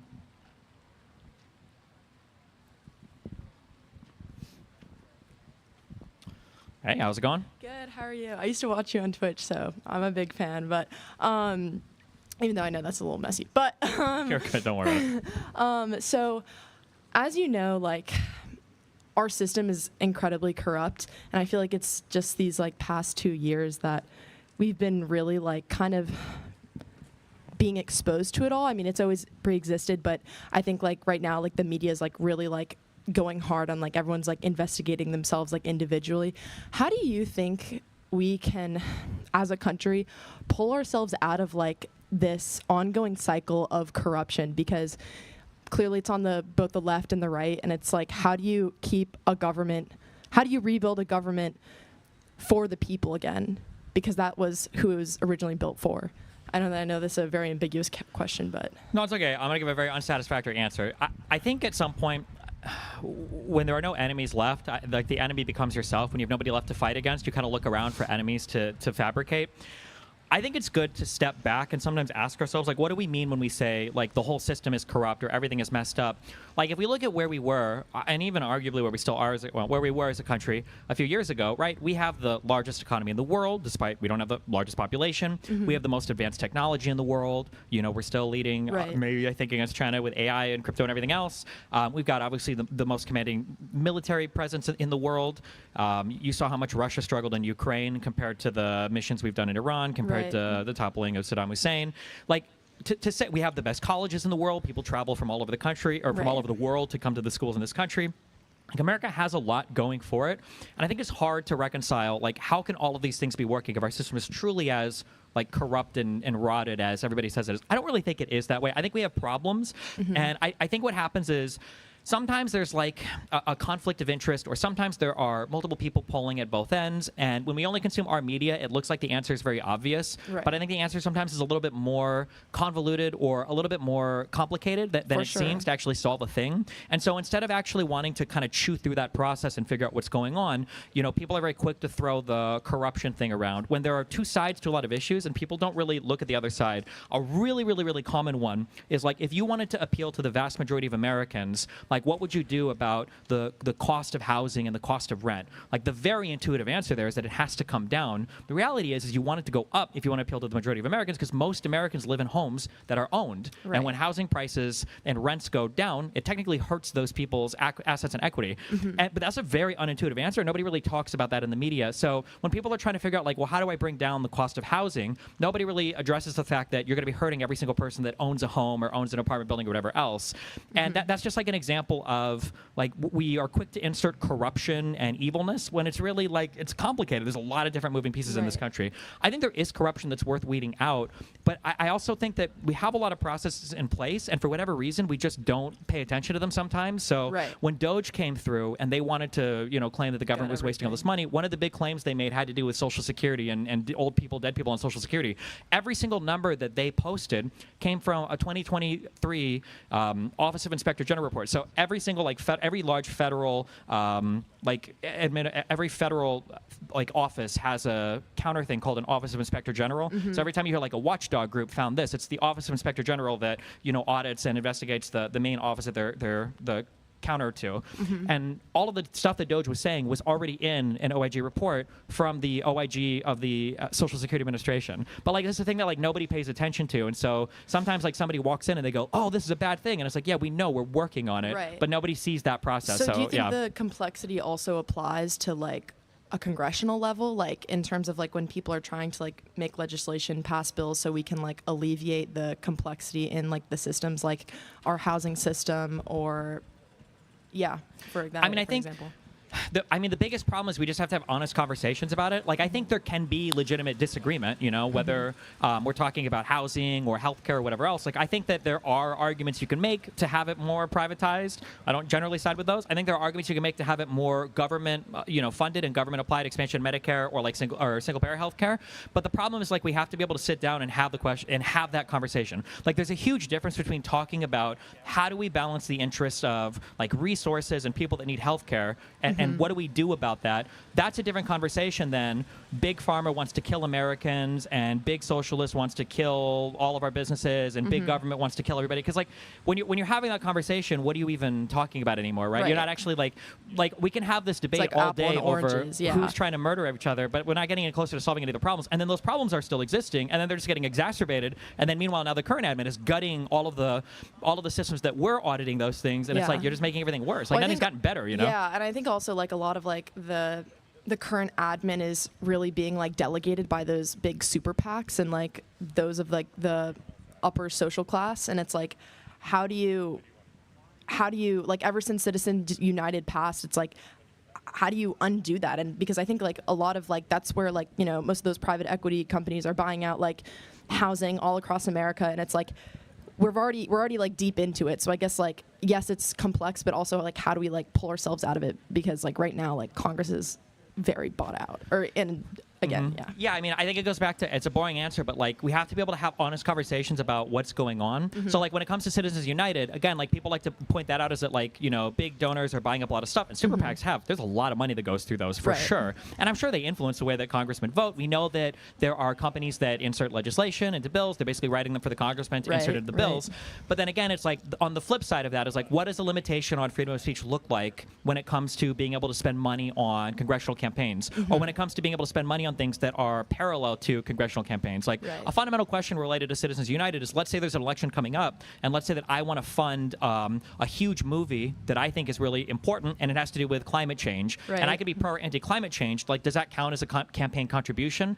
And I think that these are really difficult questions to answer, but they're really good questions to ask, and we can start legislating it. We can see, like, maybe like you could argue right now we've peeled back too much. Maybe it shouldn't be that you can have a super PAC that has 9 figures of money flowing through it that's helping people win elections. Maybe we legislate a little bit heavier against that. It's like, you know what? If this is an issue that we decide is too political, you can't throw in unlimited money at it and we just pretend that it's an apolitical project. But again, it can't be that, like, you know, Jews and APAC and super PACs or communists or whatever, or, you know, whoever is controlling all this. It has to be an honest conversation about like, what should that environment look like? Yeah. I guess the more that people keep hijacking everything with these stupid conspiracy narratives, like the longer we're not having a conversation about what should freedom of speech and campaign contributions, what should that actually look like? 'Cause we never have that conversation, you know? Well, I guess like, yeah, I agree. And I also think that a majority of like the conspiracy theorists and like where their reasoning is rooting from is a lot of like distrust in our current government, and also like government over time. And like, it's a very like sticky, it's getting stickier and stickier because, again, like, things about the Epstein files and like the last girl just said, like, everyone's information coming out, the redactions and all of that stuff. It's like, I think it's hard to blame conspiracy theorists when we're withholding valuable information to the American people, and we're not being transparent. So yeah, I don't disagree, but we need to expect more of our political leaders, of our cultural leaders, people in media, people in podcasting world, people on YouTube or whatever, and we need to expect more of ourselves. Like, everybody's had, if you have a group of girlfriends or whatever, you know, a girl breaks up with a guy after 5 or 6 years, and there's always like that weirdo dude who's like consoling her, and like everybody knows he's a horrible, terrible piece of shit, but he's like, he happens to be in the right place at the right time, and you're always telling this friend, it's like, listen, I know this guy's saying whatever, but like, this guy is a horrible person. He's just trying to capitalize on your misfortune. On the ongoing damage. And you always say, like, you can't, like, this guy is going to be horrible for you. And, you know, sometimes people fall into those rebound relationships, and after a year, they realize, like, okay, fuck, these were horrible, you know? And when I look at, like, all of these, like, skepto people, or I look at, like, the current administration especially, it feels like a bad rebound relationship. Because you get these people who are saying things like, Big Pharma is poisoning us. And it's like, okay, maybe, but it's like, you're sponsored by how many different supplement companies that, you know, there's little to no FDA oversight on a lot of this. Like, you're pushing a lot of the same conspiratorial bullshit, but nobody is, like, skeptical of you. You know, if people went in and they were like, I'm really skeptical of the administration, and I'm also skeptical of all these podcasters, that would be one thing. But when people are like, I'm skeptical of what the FDA or the CDC says, but I believe every single thing that Joe Rogan says wholeheartedly, it's like, okay, well, that's like, that's not very skeptical. You're very selective with your skepticism. And like, these guys are selling you the same bullshit just on the other side of the aisle, you know? And I think that's a problem, because then we just yo-yo back and forth between. So it's really about like creating a healthy balance, like. Yeah, it's kind of, I mean, like what we're doing here, I guess, with the Unfuck America tour, or what I try to do when I talk to other people, it's just like, if you start having like real conversations, eventually through that discourse, you'll start to, you know, like carve a path forward in a better direction that's like actually solving the problems. Yeah. But going from, you know, getting rid of vaccines and eating, you know, vitamin C gummy bears, and then like bouncing back, like, this isn't working. Like, we're not getting anywhere. Like, I have fucking measles outbreaks in my country. It's insane, okay? This is, I'm supposed to be able to make fun of other countries for that, all right? Like, measles outbreaks, that's crazy in the United States. In South Carolina, we're going to lose our, we're going to lose our elimination status for the disease. Right. And it's because people think that the guy, you know, that's selling you supplements is more trustworthy than the 400 civil servants in the CDC or the NIH. And it's like, why would we believe that? Is that really, like, have they really served us better than everybody? Yeah. But so that's very frustrating to me. I want the better conversations. Yeah. Yeah, I agree. All right. Well, I have to go take a midterm, but thank you for your time. Good luck. Yeah. Thanks.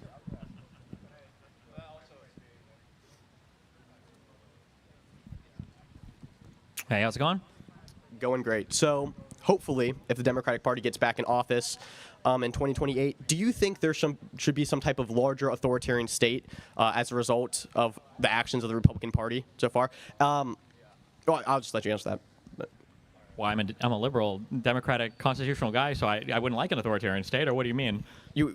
So I feel like there should be some amount of like disenfranchisement from the Republican voters, or there needs to be like serious consequences when it comes to how our system works. I mean, if we punish these people, the mechanisms are still all in place to go ahead and take advantage of our system. We see our system at least has some faults, some cracks in it, right? So here's the issue when it comes to a system, right? Like, this is the analogy I always use. If you show up to your friend's apartment and you guys are playing Monopoly, and some dude, is losing, he lands on Boardwalk, you've got, hotels there, and you guys play Monopoly anymore? Is that a game you guys play? Big time. Okay, gotcha. So he loses all his money, and he takes out a knife and he starts stabbing people at the table. There's not going to be anybody at the table who says, for the next Monopoly game, we're going to write the rule no stabbing people, right? Because it's like, this guy's clearly not playing by the rules and doesn't care. He's just trying to get whatever outcome he can. The idea of looking at the current administration and saying, like, okay, well, we need to fix this and this and this and this and this, you're never going to be able to stop a corrupt executive. Like, the executive, the executor of law, has theoretically unlimited power, because at the end of the day, they're the ones that we expect to carry out the full faith and goodwill of what Congress passes, like to carry out the laws. Now, not to separate that, there are some changes that I think we should make. I think there are good arguments for a dramatic expansion of the Supreme Court. At this point, I think there are strong arguments to get rid of the filibuster. Like, these are things we can do, but the idea of trying to patch the system against like a Trump figure, I don't think it's possible. There should be some kind of repercussions, though, so that Republicans don't think they can act like this in the future and get away from it scot-free, because that's just crazy. Yeah, so that's actually kind of what I was referring to. I think, I don't know why I said system, but I'm talking about the people responsible for propping up this admin, like the voters itself. That's what I meant by expanding the authoritarian state upon people who can get the right to vote or not. I think if you're sitting here and you're voting for Trump in 2024, do you think that these people should still be able to like choose who our presidency is? Like, clearly they cannot make a good decision by their own accord, right? They shouldn't have like autonomy, right? So like, I separate these out between like the believers and the deceived, kind of, or the non-believers and like the deceived. I think you have these people in media, so like your Jack Posobics, your Ben Shapiro's and Jordan Petersons, your Candace Owens. These are people who I think they're evil people who are selling you lies, and they know they're selling you lies. Like, they know at the end of the day that everything they're saying is absolute and total bullshit. But the issue is, like, for the people that are persuaded by those people, sometimes I don't know how much I fault them. Like, I might be mean on stream sometimes and everything, but like, depending on the media environment you're in, it's like really brutal. Do you know who Asmongold is? Of course, yeah. Big streamer. Yeah, so if you watch this guy and you look at the way that he just browses his X feed, like, man, like, if you're inundated with news like that every single day for weeks, months, years, it's not surprising for some of these people that they fall into kind of the pitfalls that they're in. Like, and to be frank, like, I do this all day, every day. I have the luxury of being able to sit back and read a ton of stuff and talk to a bunch of experts and blah, blah, blah, blah, blah. For the average person who goes to work and they come home and they might just browse Twitter, or they might turn on the news and look at or watch a podcast or whatever, I wouldn't expect this person to start critically breaking out, statistical analyses of studies brought up on Joe Rogan to decide whether or not they're right or wrong. I think the responsibility there lies with the media environment, the social media, and the creators, and I think we should demand more from them. So in terms of, to get back to your question, for the accountability aspect, there needs to be accountability for the people that are lying intentionally.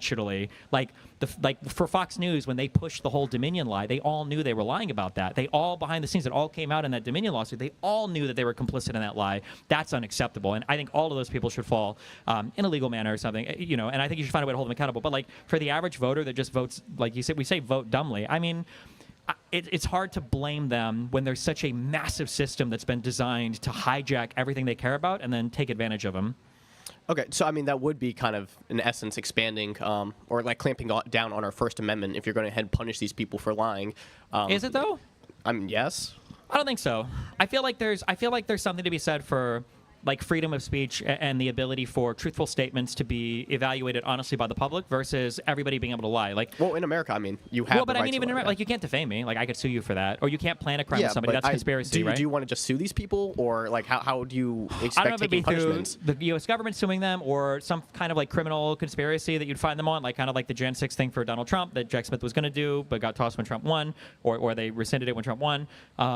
Like that, you have to find a way to do it. I don't know if it'd be best to do it like criminally or civilly, but I don't think it would be an attack on our First Amendment or freedom of speech to like hold people accountable for just telling lies. Because if anything, at the end of the day, I think it damages our ability to have free speech if you don't know who you can trust when people are talking. Yeah, no, I largely agree with that. I just think that, like you said, we need to dish out punishments to the pundits, at least at a minimum, right? And I don't know if the people that aren't able to discerniate reality from fiction should be given the right to vote. They already showed that they're irresponsible with it. I mean, that's like the point and the benefits of like a technocracy. We're still able to combine that with not like a technocracy, but like having the more intelligent people vote on a candidate. It seems like we kind of like solve that issue of democracies when we disenfranchise. Yeah, but I don't know. Are more intelligent? I might have internally believed this, but not publicly said it maybe 10 years ago. But now looking at all the crypto finance bros or whatever, I would consider. I don't think Mark Andreessen is stupid or. Well, sorry. By technocracy, I kind of just meant people. I guess I shouldn't have said technocracy. But. I guess I was saying people that have more merits in the system who understand how government should work or how America functions. But I mean, we should be able to sell that to the American public. There's a world where we run the government substantially differently, but then we kind of have ended the democratic project. There's something special to the idea that every single person can vote, and the public will decide through deliberation and consumption of media and statements by politicians, everything else. We decide who we think is qualified to run the system. If it gets to the point to where the public can no longer do that, then we have to ask ourselves if there's something that we can change about that, or if we're done with kind of the liberal democratic version of government, ready to move on to the next thing. I haven't quite given up on the democratic version of governing yet, but the question comes down to what are we going to do about social media platforms and just the massive amount of lies that exist in our media landscape right now. Yeah, I don't want to take up too much time, so I guess the final thing is so for 2028 is the only punishment being dished out, I guess, is not allowing these people back into office and then going ahead and attacking, or not attacking, but you know what I mean by going ahead suing these top media pundits. Is that truly the solution to these problems? What's not gonna? I think not barring a lot of the conservatives from office that were complicit in a lot of Trump stuff, I think is a good first step, because it discourages future people from doing it. Because remember, the sad thing is that if you look at the Republicans that exist right now in office, they're kind of doing the thing they should be doing because there's been no repercussions for it, right? So if there is accountability in terms of that, in terms of being barred from running for future office, I don't know what impeachment looks like for senators or people in the House. Actually, I have no idea what that process is like. But if you're impeached as president, you can't run for office again. So maybe it's something like that. Maybe civil liability for a lot of the pundits that lied. I don't know who would have standing to sue them, or maybe some kind of criminal conspiracy if they were collaborating to lie. Maybe that works. But even if it's just a lot of lawsuits that ultimately don't end up in success, just being sued so much would hopefully discourage that type of behavior in the future. There just has to be some kind of discouraging factor. Because right now, if you're a Republican and you're well, I kind of want to, or if you're a MAGA person, you're well, I want to lie to the public a whole bunch about everything. You kind of should, because there's a whole bunch of money there. There's a huge audience there. There's no negative repercussions. You can always pivot out in the future. And that shouldn't exist. They should at least think oh, I'm going to have to deal with a lot of bullshit, either getting sued or whatever else at the end. I think that would hopefully gum up that process at least a bit. All right, yeah, thank you. Thank you.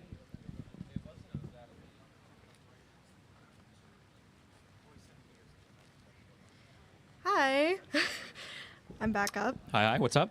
Kind of what you were just talking about, I think, with the way that our media landscape has just been totally fucked, especially by the conservatives and Republicans and these conservative pundits and media heads. I think my biggest worry, and of course this probably just falls under that, I'm assuming you've probably heard the claim that there was a religious resurgence among Gen Z and Zillennials, or have you? Have you heard about I have, that? but no offense, young people believe a lot of things and they come and go, and yeah. No, there was also that 30-point swing conservative, or the 30-point difference I think between Gen Z men and women, and I think that vanished in 6 months or something. So I never know how big these things are, but I have seen it a lot online and everything. Yeah. Well, the biggest issue to me is not even just that that was just spread around so much, but it was misconstrued. It's not actually. I mean, there is some sort, I guess, of maybe, a big coalition of religious people, maybe more casually religious Gen Zers, and maybe some more that are definitely hardcore, I guess you could say. But there wasn't a resurgence. It wasn't 1950s America, which is, I guess, what they were trying to say that it was. And I guess maybe this is just me overthinking things, but unfortunately, perspective matters more than, I guess, hard facts. And at this point, which really bothers me, but that's kind of something that I'm worried about. It's the same thing with like people believing that all of these women want to be like trad wives, like stay-at-home moms, even though we all know that women are actually outpacing men in college enrollment and college attendance. And it just bothers me because if you look at these trad wife accounts, most of the viewers are actually made up of men, and so it's been kind of basically theorized. I saw somebody describe it as like porn for people who think porn should be illegal, which yeah, that sounds about right. Yeah. And I think the thing that I am more concerned about is just knowing how people work and like the psychology behind so many people and how we get so swept up in bandwagons. I'm just very afraid of these narratives being perpetuated, and like, even though it's obvious that they are just not based in reality at all, and that kind of fucking over even more what we already have. I don't know if that's coherent, but... Yeah, no, I mean, I agree. It's going to be kind of boring, but relating back to I think the first person I chatted with, is because it's difficult to have like a hard, nuanced conversation about what life would look like for young people going forward. Mm-hmm. And when that's a very complicated thing, people want to look to easy, simple answers. And that's just a very attractive thing to look for. But like, people should ideally strive for more, or at least the content creator should be pushing people to more. Like, there's a lot of like male empowerment stuff that's disguised as like tough self-help, but it's like really all like just plays into kind of like these male power fantasies and everything. Exactly. And yeah, when you've got like women that are attending college, women with access to birth control, there's like a lot of options available to them that there weren't before. And the idea that we can ever go back, this is one of the most frustrating kind of lies or myths that conservatives tell, is that we can go back. We can go back to more manufacturing. We can go back to women not voting. We can go back to traditional, like, you can't really, like, culture never moves backwards. Like, the world is changing. Every other country is changing. Everything is changing around you. And what you have to do is you have to find a way to adapt and move forward. And some people just, that's difficult. There's a lot to do in order to actually make that happen. So people just kind of watch the power fantasy stuff and they kind of like get sucked in by it. And then when you do that, and when you're told that that's the answer, and then life isn't getting any better for you because it's not, there's never in the history of all of mankind been a girl on a Tinder date who sees a guy across the table open an Andrew Tate video and she's like, thank God I found the one. This is the guy for me. This never, ever, ever happened, right?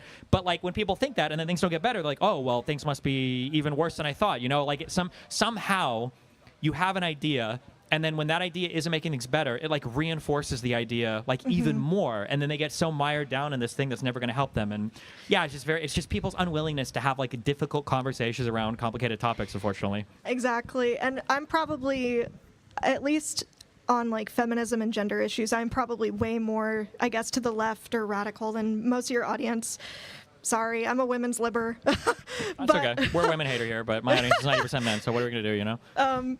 But I have also just I've had a lot of issues with, I think, some of the narratives surrounding, like, the left has to appeal to men. The left needs to regain men. The left, you know, completely screwed up with men, and specifically young men, and they feel like they have nowhere to go. So, of course, they have to turn to the right. And I think, at least in my perspective, I think, okay, if you feel so disillusioned or just so, I don't know, left out, whatever the issue may be, to the point that you are willing to vote for people who say that they want, like, raped 10-year-olds to carry pregnancy to term, how can I ever believe that you are actually maybe even towards the left anyway? Like, how can I believe that? I'm very sympathetic to that. Depending who I'm talking to, I'm a big hater of a lot of that type of thought. The idea that, like, oh, like, you know, I saw this feminist thing, so now I'm a Nazi. And it's Exactly. like, okay, that's kind of weird. But like, I do think that the biggest criticisms I would have of the left when it comes to this, especially kind of like the more social left, I don't think you have to, you know, create a party that is like welcoming men and inviting men back and loving men, but it has to not shit on them like insanely. And it's frustrating too, because the left has a lot of tools, especially if you dig into like intersectionality and everything. The left has a lot of tools to analyze how people perceive the environment around them, but for some reason those tools are completely neglected when it comes to analyzing sometimes people who are of majority classes.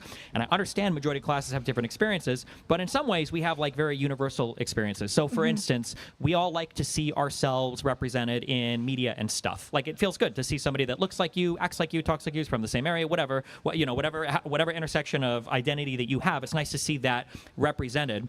If you're to understand that making kind of misogynistic comments or kind of racist comments, but it should be okay and it's not a big deal. And then people on the left will say, well, it's not okay because it can be, you've got the concept of microaggressions, you've got othering, and there's all these reasons why you can't do it. It's like, okay, fine. I buy into most of this, but then if all of this is true, how am I supposed to feel welcome in a place where they're like, kill all men, kill all white people? It's like, okay, well, Jesus, and it's like, well, you just need to be better than that. It's like, and what they do is this problem of, and trust me, I believe a lot, I understand a lot in terms of majority-minority class distinction. There's a lot of different stuff going on, but at the end of the day, like the ultimate unit of analysis of any sociological study is like an individual, right? It's the individuals who you care about, and even if like white men are the majority class and do have most of the power in this country, an individual white man might not have that same perception, but he definitely will have the same perception of his individual experiences as any other individual in society. So when he walks into an environment and it says kill all men, especially if you're like a lower class, working class white guy, you're not thinking like, well, at least there's a whole bunch of people that look like me that are Fortune 500 CEOs, because that guy probably hates those people too, So it's like,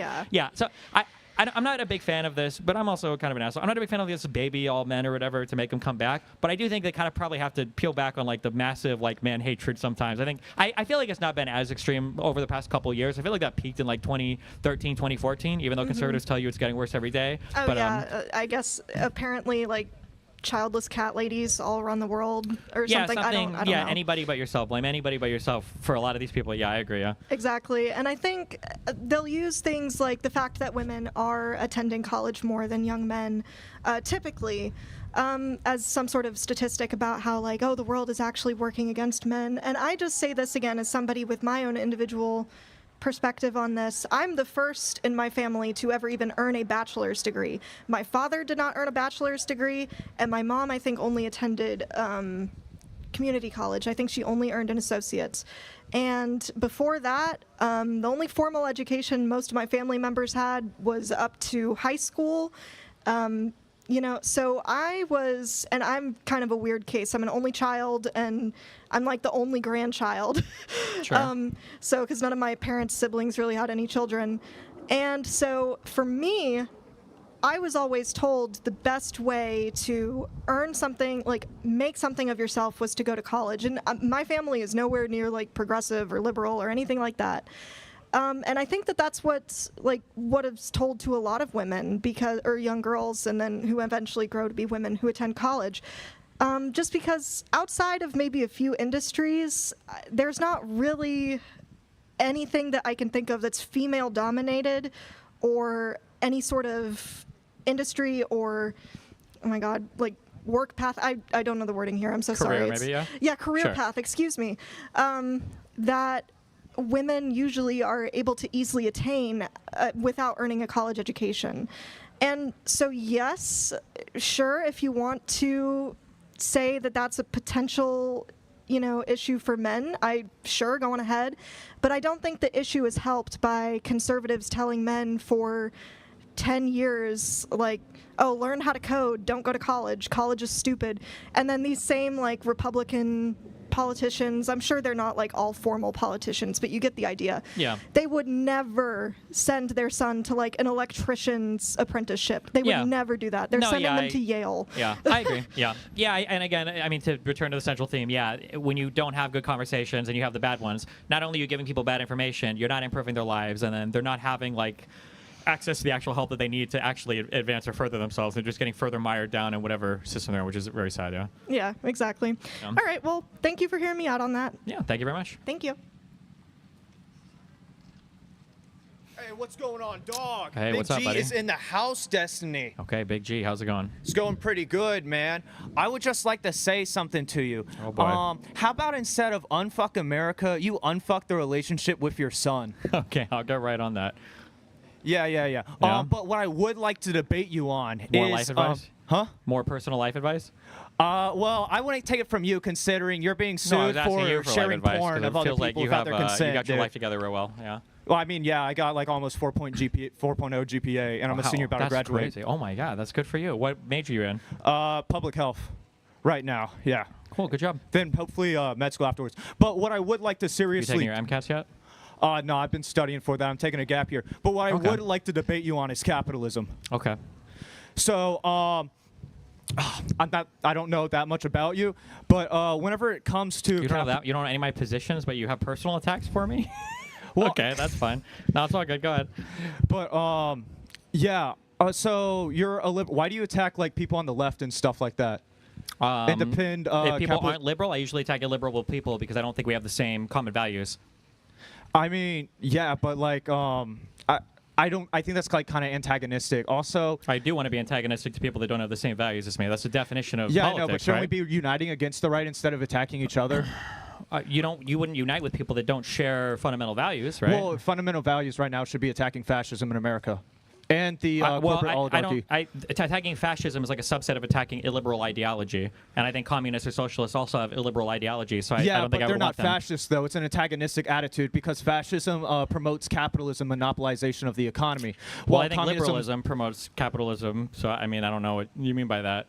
Like if you're an anti-capitalist, if you want to like abolish all private property and abolish the, your participation in like the ability to vote for different things that other people might not like I wouldn't really consider that a political ally. I mean, you don't have to abolish democracy. You can have democracy and socialism as well. It's a complete ideology, democratic socialism. We've had instances of democratic socialism in countries that was elected democratically, such as Salvador Allende's Chile. In a socialist country, would you be allowed to have a party that advocates for a capitalist economy?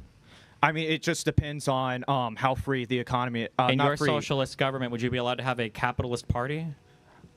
I mean, yeah, sure. But okay, I don't think it should be given power. What does that mean?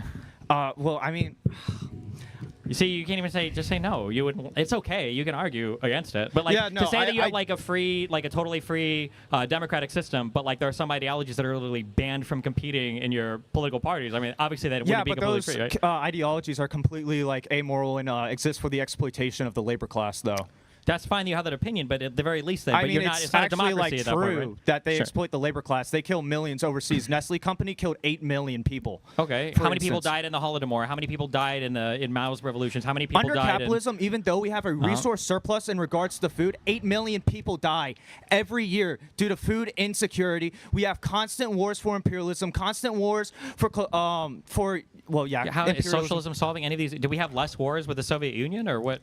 Soviet Union wasn't starting wars and doing like proxy shit. Really?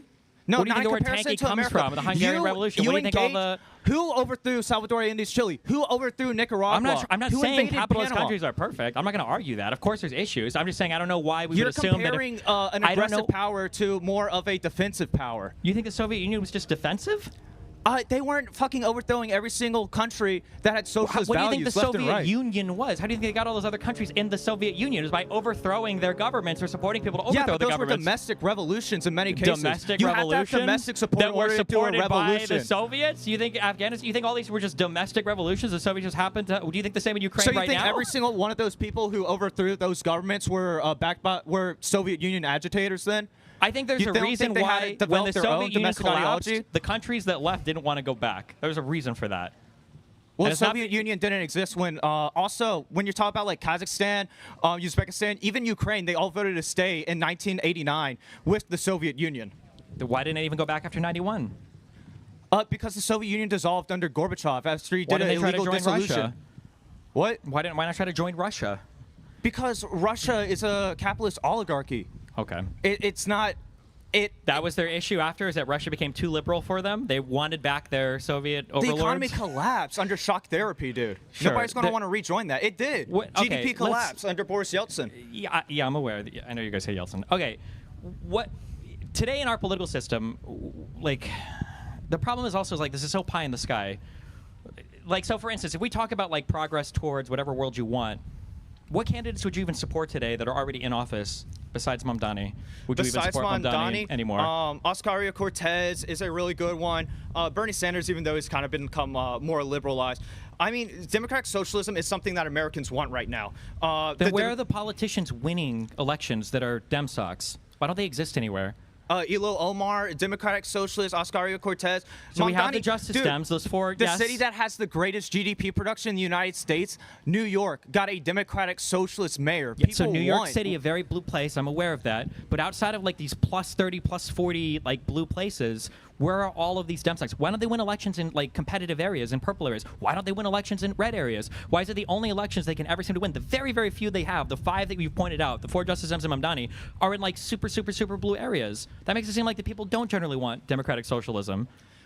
Well, yeah, you have a polarization. America's a heavily propagandized population. Red states politicians. Okay, then I can't. You understand? I can't win the argument, right? Because on one, you just said that most Americans want this, and then when I ask, well, why don't they win elections? You say, well, because most Americans don't want it because of propaganda. Well, what am I supposed to say then? Well, nobody can doesn't even know what democratic socialism is. But what is democratic happening? Socialists don't even have a consistent definition for democratic socialism.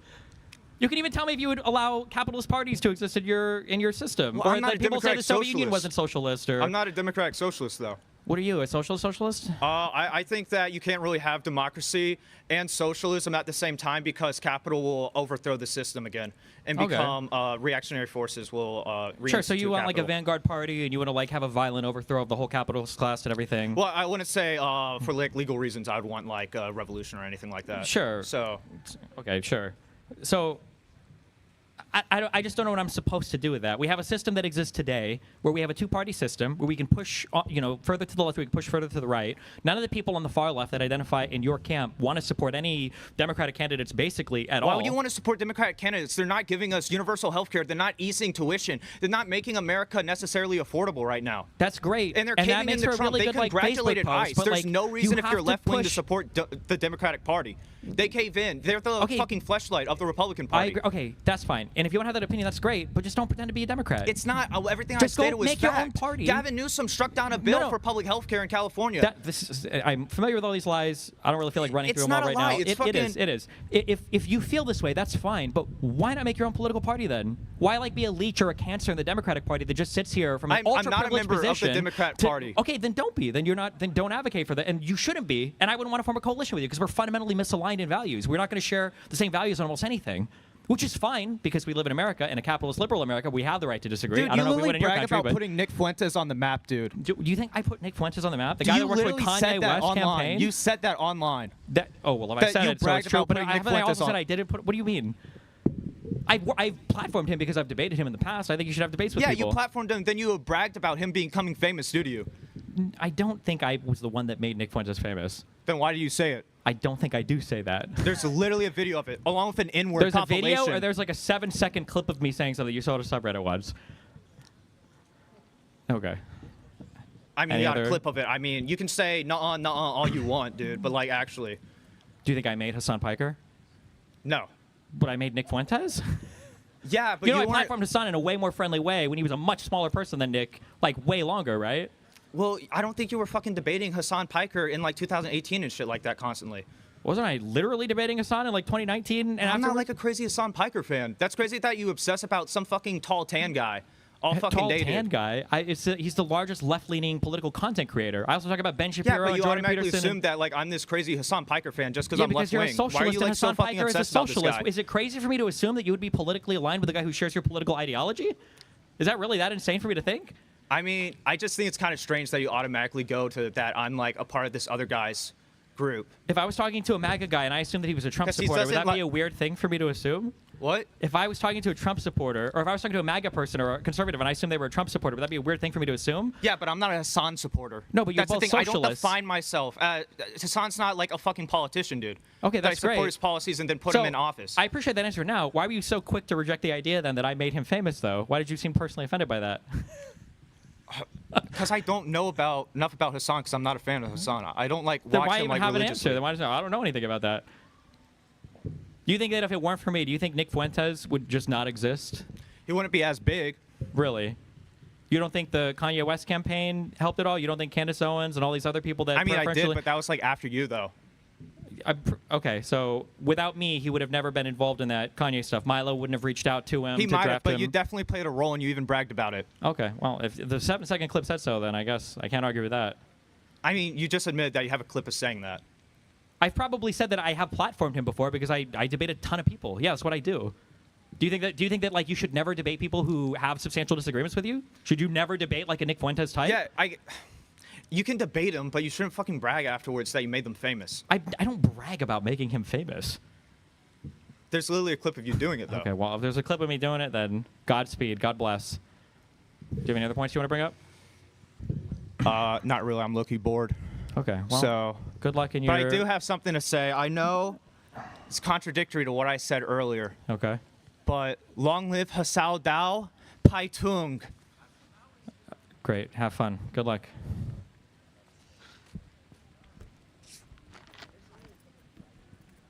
Hey, what's up, man?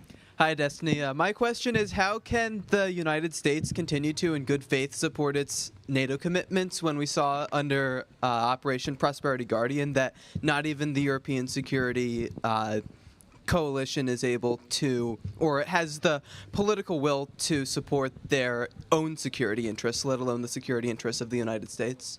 When you say native commitments, do you mean like commitment to defending like the domestic territory of the United States of America, or what do you mean by that? No, Sorry. like our Article 4 and Article 5 commitments. For NATO stuff, or yeah, and spending requirements. And your question is like, what faith do we as Americans have that America will satisfy their NATO commitments, or that the rest of the world will? Sorry, what was your first question again? Can you repeat it again? When you said native at first, I was thinking Native Americans. I got confused. So sorry, just repeat your thing again. I don't know. Why should the United States in good faith support our NATO commitments when the European community is not willing to even support their own security? Gotcha. I mean, I think Europe has largely supported their own security. Like they're raising money for it now. That's true, but I don't think they're willing to take any substantive action. Well, I think because right now everybody's kind of waiting for America to wake up from the nightmare we're currently in, where nobody knows what American leadership's going to look like in the rest of the world. I would argue we should fulfill our NATO commitments, because NATO came to our call when we did the Iraqi invasion after 9/11. We triggered an Article 4 thing on that, and we had a whole conglomeration of countries that joined us, and we've had NATO, join us for missions in for Libya, and for the help for Saddam Hussein. Like you've seen, there's like lists of soldiers that have died, as a result of NATO fulfilling their commitments to us. So, I mean, I don't know why. I think there's self-interested reasons to do it. I think it's good to have access to all of these countries, that we have like shared military intelligence between all these countries, that we could deploy to all of these countries. I think it's a huge benefit, even from a self-interested point for the United States. I also think from like a moral perspective, I think the world has been largely more chill with like a NATO entity in existence versus what it was like prior to the existence of NATO, prior to the fall of the Soviet Union. If the European security community were to take their position seriously, wouldn't you have expected there to be more action under the Biden admin in order to protect shipping in the Red Sea? If the European community would have been more serious about their security, would there have been more action by the Biden administration to protect for which sea? The Yemenis, the Houthis. When they were striking shipping, when it was didn't we literally deploy and attack a few missile strike sites in order to get shipping back to the Suez? We did. The United States did, but there wasn't any solidarity. Wasn't there a British aircraft carrier that came with us on one of those as well? I feel like there was. I'm pretty sure there was. I think the Brits deployed, because I didn't even know they had aircraft carriers. I think they might have one. I'm pretty sure they deployed their one, or they deployed some ships with us for that. But I mean, like America, for the most part, we have the ability to do all this stuff. Like we invest a ton of money militarily in it. We have the ability to ensure free shipping basically across every waterway in the world. So I mean, it makes sense that they would look to us to take the lead on that. But I mean, we have a lot of advantages as well. Like we have a lot of intelligence, we have a lot of information about stuff going on around the world. We enjoy like the security of the United States as a result of that. I think it's like a give and take. Like, do you think we'd be more secure if Europe was managing that on their own and the United States was just kind of like doing our thing on this side of the planet? Well, I think you could make the conclusion that we would be more secure if Europe was willing to put more resources behind real substantive military deployments instead of just their own internal security. Yeah, but then what do we do when we end up with a conflict of interest with the Europeans? Like, what if the Europeans decided to side with Yemen, or they decided to side with Russia or China in something, and now we're at odds with them when it comes to shipping or trade? Well, I think we need to operate under the assumption that the Europeans are going to fulfill the liberal framework, and that they're going to respect the rules-based international order. When the United States hasn't, though, why would they? Like, wasn't Carney's whole speech about the idea that the Americans have basically dissolved that rules-based international order, that we've decided that we're going to make enemies of every country around us, we're threatening allies, we've deposed a leader of a foreign country? Like, why would Europe... Yeah, pretty much. So what would be Europe's commitment to that, for the benefit of the United States? Like, if Europe, right now, the nice thing about things like NATO is that it keeps all of our interests aligned. Like, Europe's not going to be looking at a thing they can do that would screw the United States, because generally speaking, what benefits Europe benefits the United States, right? But if we're in totally different security apparatuses, and there comes a time where they have to make a decision related to Russia or China or something in the Middle East, and their incentives are not aligned with ours, they would probably go with theirs, and now we've just made like a massive enemy of a whole new continent for, I would say, for no reason. I don't know why we would. All right, well, I hope I was able to play somewhat of an effective devil's advocate here, but Okay. Well, thanks for the conversation. and do you think that we should really be putting our weight behind someone who I would say is a bad Factorio player? I don't know who you're talking about because I beat Space Age 100%. So nice try. Thank you very much. Yeah. Thanks a lot.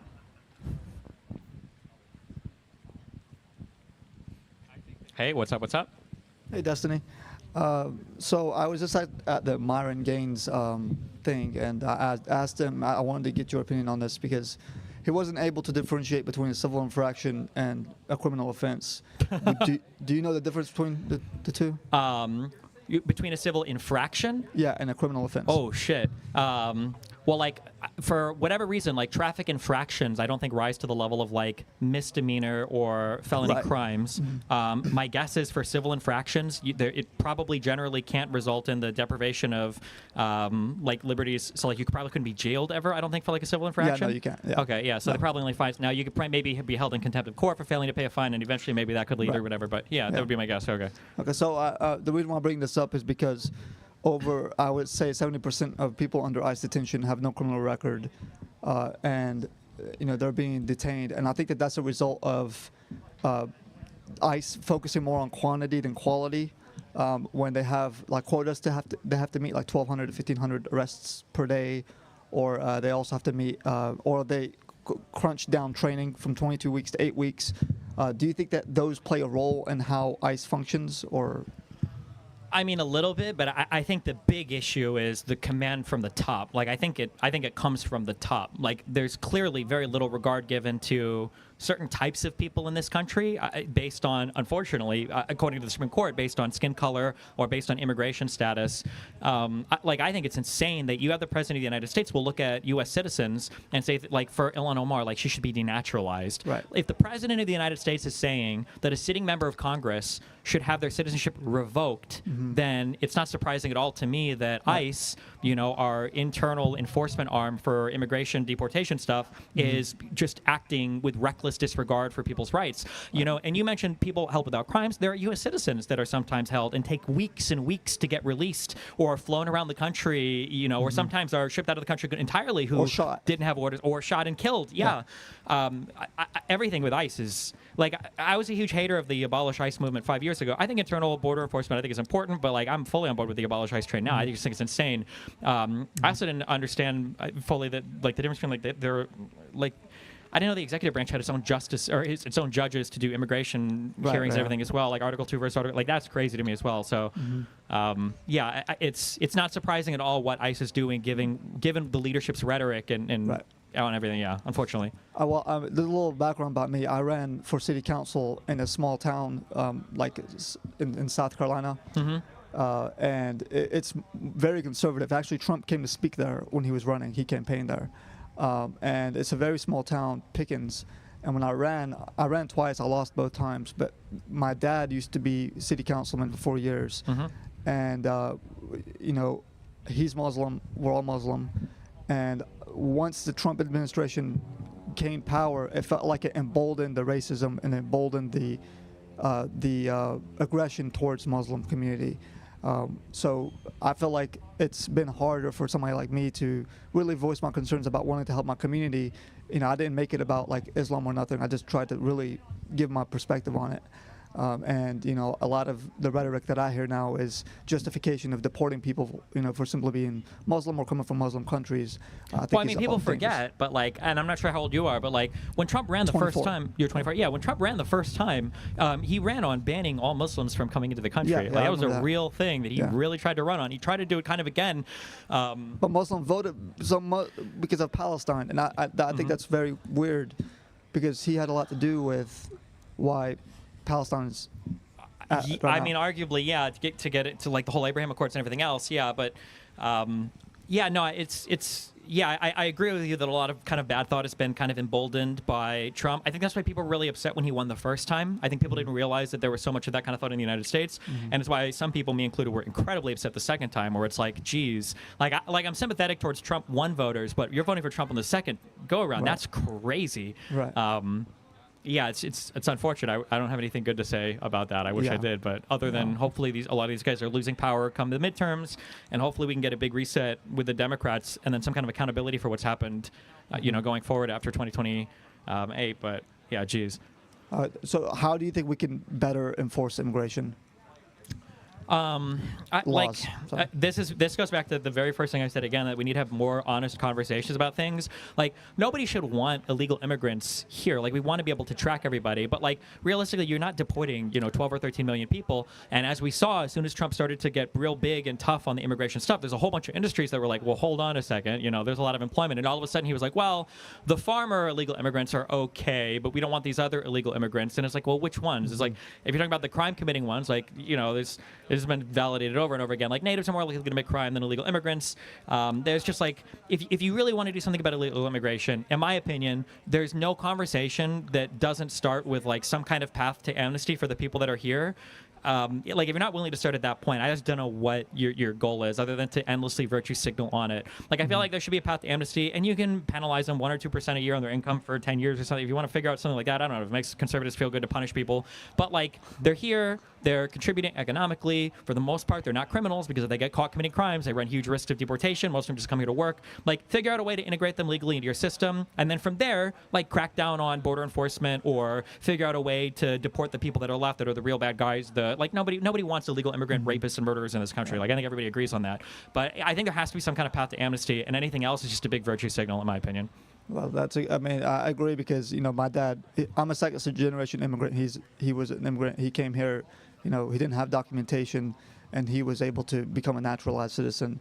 And he started a business. He's contributed a lot to the country. So, I agree with giving mass amnesty to some people and making sure that we don't have violent criminals here in this country. I just fear that this becomes more of like an excuse to expand the power of the executive branch, just so that it becomes like this spread of right-wing ideology that becomes about white and black, rather than making sure we keep violent people out of the country. We've heard people on the right, I forget the names, but they talk about like immigrants coming into this country and taking over the majority population, majority white population. And I just think that kind of rhetoric is very dangerous, especially when some of these people actually hold power in Trump's cabinet, and Trump himself, supports these people. So, I just don't know how we can blur the line, or how we have already blurred the line between deporting people for good reasons versus deporting people for the sake of preserving the majority race or whatever. Yeah, I mean, you have to have people that are having honest conversations about the subject matter, because some people do just, they feel like the racial demographic shift or something. But I mean, like, that argument doesn't even make sense, because like, do you think Swedish people are coming to the United States to vote conservative, or Norwegians, or like, it's not like it's like people don't come from Europe and are like, yeah, I'm a hardcore MAGA guy. Like, that just typically doesn't happen. Wow. So yeah, I don't know. I think and also, like, these people are going. Yeah, that's a stupid argument. If people want to have that argument, then I think we should have that argument. But then it's like, are we going to balance out immigrants based on like their propensity to vote left or right? Like, is that what we're going to do? That seems kind of weird. I don't know, but it can't be. It should also come from Congress too. Like, if this was a legislative debate, that would be healthier for us as well, because then at least we have a framework passed by Congress that future presidents are beholden to, rather than like endless executive orders and actions that can be rescinded, at a whim, or when the next president comes in. So. Well, when the president can't make new laws, they can only enforce laws that already exist. So, ideally, we're supposed to do that, yeah. Because, I mean, like, he had the executive order revoking birthright citizenship, but that got taken down because it violated the 14th Amendment. Hopefully it will. I don't know. Oh, yeah, you're right. It's just on a stay right now, yeah. But then even like for stuff like DACA, which I mean, like, I'm in favor of the concept of DACA, but like, this was basically, I think Obama kind of using, I think it's TPS, a temporary protected status that the president has allotted to him. But like DACA, like, Trump has attacked it a few times, and theoretically a future president could change their mind on that. It would just be nice if we had this debate in Congress. And I argued with conservatives about this. Like, there's not going to be any legislation from Trump on immigration. It's not going to happen. We have 3 more years. It's not going to happen. And so, like, do you feel like he's really accomplished his goal? And he had a Republican Congress, and nothing got done with it besides tax cuts being made permanent and whatever the one big beautiful bill was, and the fucking $100 billion for ICE, which is an insane amount of money. So yeah, I don't know. Like, if you're not willing to like sit down and do a legislative argument on it, you're not having a real conversation about immigration. And I think those people should just be made fun of and bullied until they're no longer part of the conversation, because it's a joke. Yeah, I mean, 2 more points. I don't want to take up too much of your time. Sure. So I know this election that came with Kamala and Trump. I noticed that a lot of the influence came from TikTok. A lot of young voters really were, influenced by it. Young voters especially, especially when Charlie Kirk, was spewing and like talking to people like you are. How much of that do you think influenced the election? TikTok. It's hard to say because you've got your first order, second order, third order thing. So like you have the talk itself, and for TikTok, a lot of it is aimed at younger people who don't vote that much. So it's hard to know like, well, how much did that affect it? But then you have these like second order things where like it's not just that conversation is happening on TikTok. It's also getting put onto other platforms where now they're having conversations about what's going on TikTok. And then you've also got these even extended effects where now instead of talking about something else, now you're talking about what was being talked about on TikTok. So even if the thing that was being talked about initially on TikTok wasn't creating new voters for conservatives or whatever, maybe you could have been talking about something else that would have energized more liberal voters, maybe. Instead of dealing with the 50 million stupid thing conservatives said on TikTok, instead of being on the defense all the time, you could have put forth a stronger positive argument for your candidate, maybe. I think we have to figure out social media platforms because I think as they exist right now, they don't work very well. I think the algorithm is very, like, it's people get like better at and just scroll on the algorithm. And then I have friends I went to school with that I never would have thought they would be like Nick Fuentes fans. Sure. But like, when I was running for city council, I'd speak to a lot of my friends I went to school with, and I'd try to gain their votes and stuff. And they'd say things like, what do you think about Israel? That would be their question. It was like, I'm a local representative. I have no power of what happens in Israel. But like that to me tells. Oh.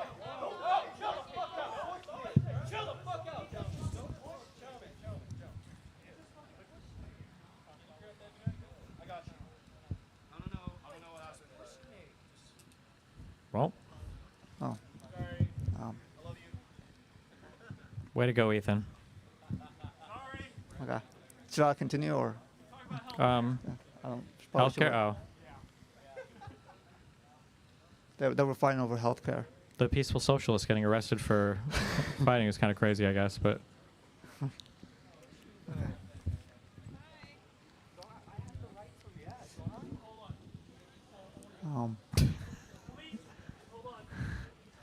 I'll give him his fucking. You forgot the Mao Zedong stupid hat. fucking hat. Okay. Jesus Christ. Okay, sorry. What were you saying? No, yeah. Wow. Okay. Your friends, TikTok, media holes. Not so good. I mean, like, I feel like it's led to a lot of neo-Nazi, anti-Semitic, kind of rhetoric that, although I'm pro-Palestinian, I still don't think we should be, pushing anti-Semitic rhetoric. I think it's dangerous. So, to me, I agree there should be like some sort of, I guess, guardrails or regulations on social media platforms that push, extremist rhetoric that can lead to, I mean, I guess, I don't know, what do you think about that? Because, like, I don't want us to... We're not even ready to have that conversation, like, as a country, because we have to... America is very obsessed with this concept of, like, free speech means no regulations on anything.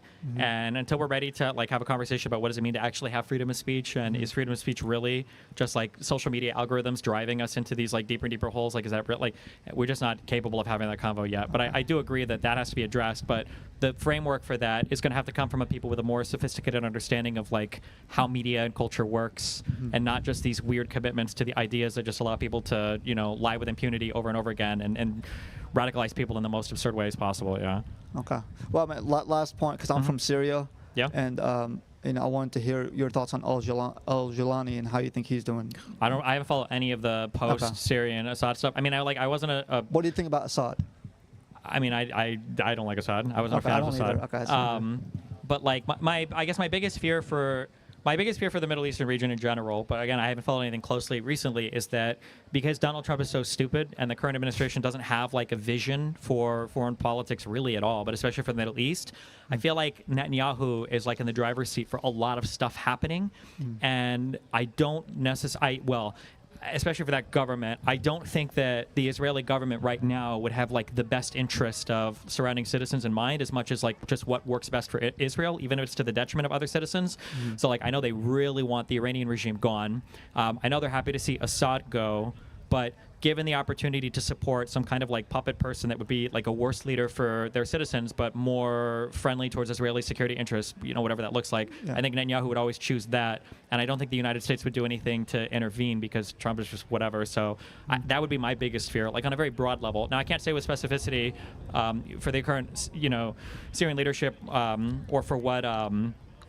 or like if Netanyahu or who Israel would support or how they're doing it. I just haven't read much into it recently, so yeah. Okay. But Well, I have family in Syria. They were persecuted under Assad, and my dad led a protest in the 60s against the Assad family. And I coming here to this country, I noticed like a lot of people who really seem uneducated about the topic, and they automatically assume that like because Assad got toppled, that there's going to be another, terrorist organization taken over. Al-Jilani has like background in ISIS, I believe. I think he dispersed and created the Syrian Liberation Army, and they were able to overthrow Assad.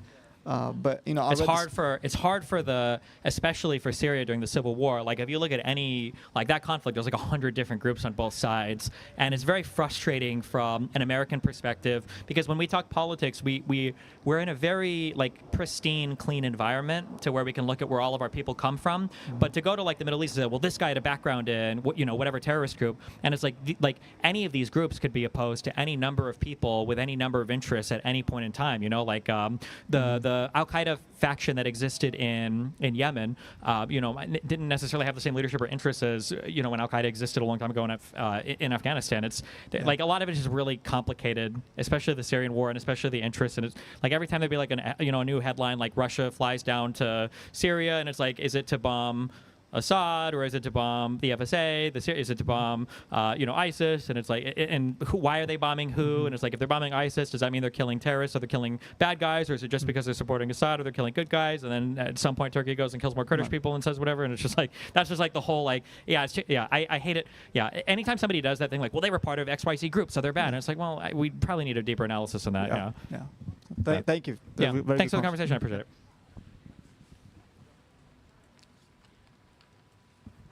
How's it going? Good. Yourself?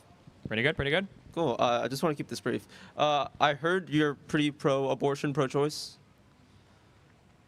Yes, I am, yeah. Could I ask what your argument behind that is? I think that when we talk about like protecting like humans, I think that we're talking about protecting like the experience, the subjective experience we have as humans. I think as a single cell, I don't think a single cell can have that experience. I don't think a bundle of cells can have that experience. I feel like the necessary parts of your brain to have that experience emerge. I think it's I don't remember the number. What is it, like 14 to 16 weeks or something? Something like that, probably. It's something in that range, and I think probably up until that range, I think abortion should be protected, right? Yeah. So if a child is born prematurely, right, and they're so dependent on a bunch of different machines, ventilator, feeding systems, etc., they're still considered a human being, correct? Yeah. And the age at which, or the date at which that child can be born prematurely and still survive is getting pushed back and back as medical technology gets better and better, correct? Sure. So if we get to a point where an embryo can be taken out, a single cell, and can survive on its own and develop without the need of a mother, would that single cell be considered a human being? No. Why? All right, or I mean, maybe you consider it a human thing, but it doesn't have the subjective experience we're trying to protect. Like, if I have a single-cell creature and I crush it in a jar, and I'm asking, like, who's harmed, I don't think there's, like, a who to speak of there. Like, there's a cell that was destroyed, but there's no functioning there that's, like, there was, like, a person to speak of that was harmed. So is it based on, like, a memory thing? Because we don't start forming permanent memories till we're, like, I forget the age, but it's long past we're born. No, I think it's a subjective experience where we can experience like pain and suffering, and we can be harmed, and we generally try to avoid harming people. But there's no there's no conscious subjective experience to speak of until around 14, 16 weeks or whatever. So your argument isn't based on personhood; it's based on like the subjective experience. Yeah, I think it's the same thing we look at when we look to when people are dead, right? Like when the brain stops functioning, you can no longer deploy that conscious experience. We're like, oh, okay, well we can do like the body doesn't have that level of moral consideration anymore. Oh, definitely. Thanks. Thank you.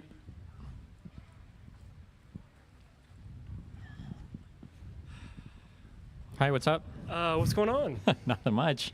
So I was going to talk to you about the prosecution of future MAGA, or the current MAGA politicians, assuming that there is a blue wave in the future. Okay.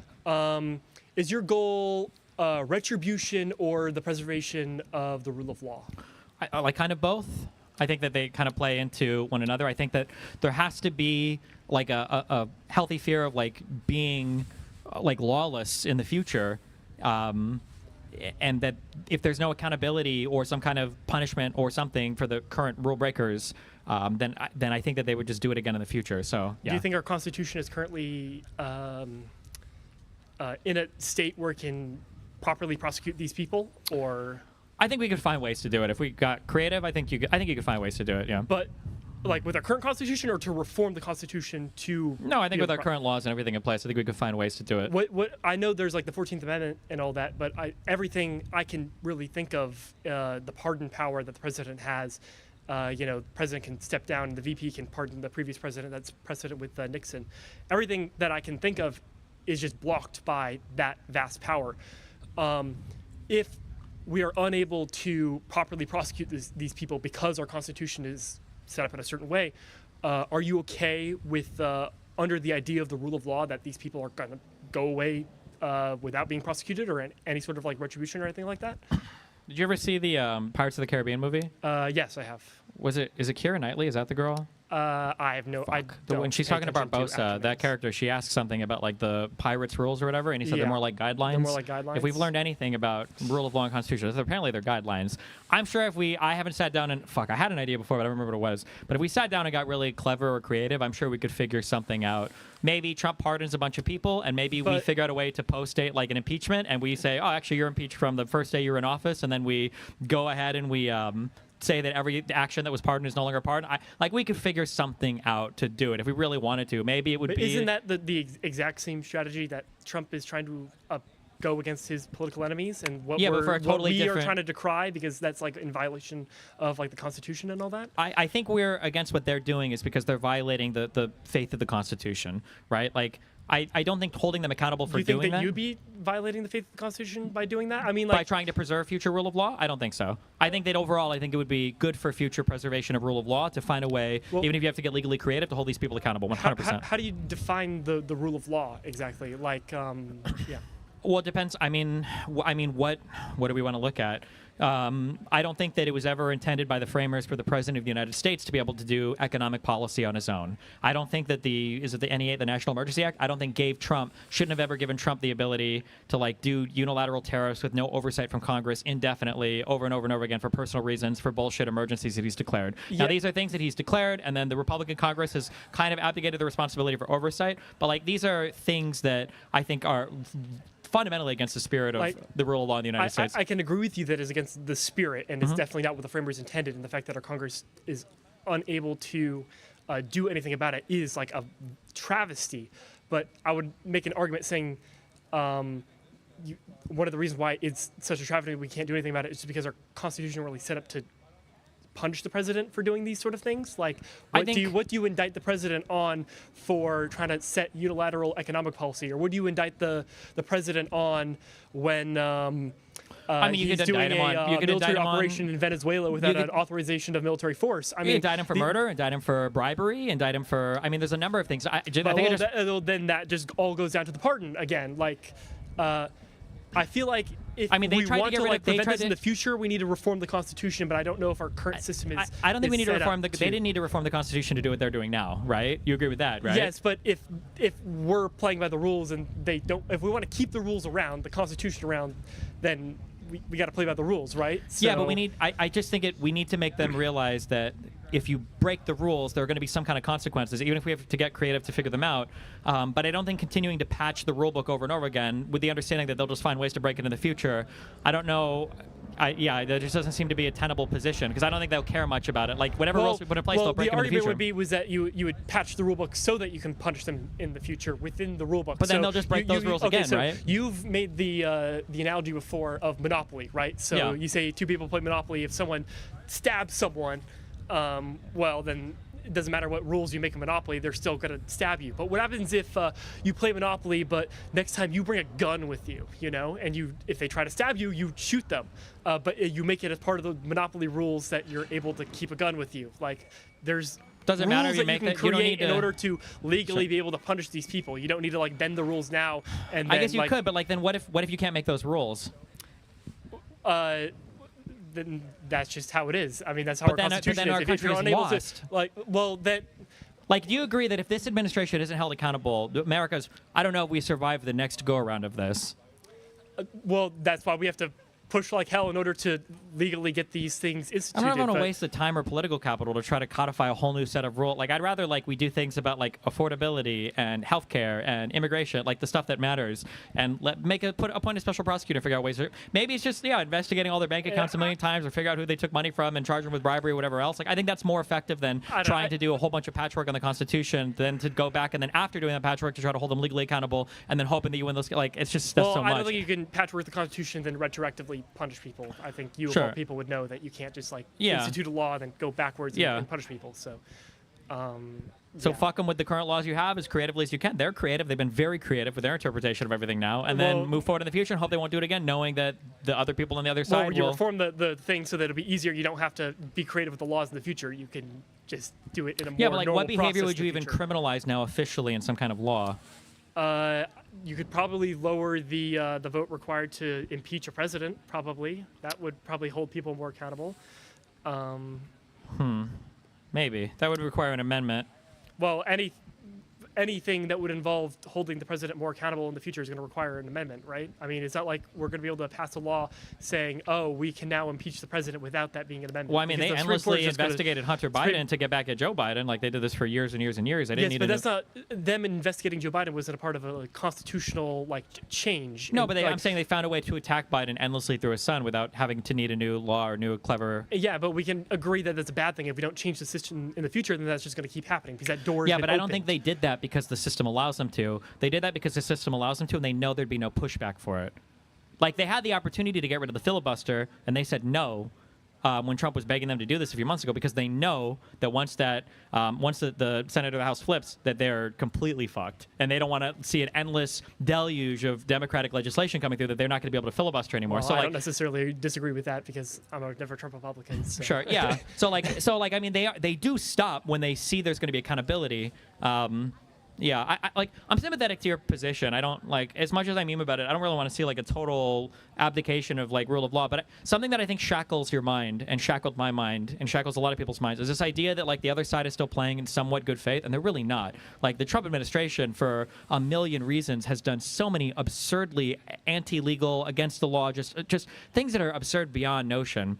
And the idea that we're trying to figure out how to navigate in some type of like rules-based way to hold people accountable so that it doesn't, it's just like we're so far over that I would be okay with a very aggressive special prosecutor, like, take Jack Smith, shoot him up with fucking meth or something, and then just have this guy go crazy on indictments. Give him an AI and just go wild on these people. And whether that's investigating everybody for every trade they ever made or bribery attempt they ever made or whatever, just so that they know in the future, they're like, I want to do some crazy fuck shit, but I know if I do this, Democrats are going to get me for it. That needs to be in their head, because Democrats have that for every fucking thing we do. I don't want to pack the court. Republicans will do it. Bro, if Republicans thought packing the court would help them, they would do it immediately. They're not waiting for you. McConnell didn't wait for a Supreme Court justice to get blocked before he blocked one. Like, Republicans don't wait for anything. They do it when they think they need to. So Democrats need to unshackle their mind, and they need to look past the current possibilities to a new horizon. And then Republicans, I think they would have to do that one time, and I think Republicans go, okay, no more fuck shit from our side. We're not going to do that anymore because we know we're going to get punished on it. Like, they lost this gerrymandering war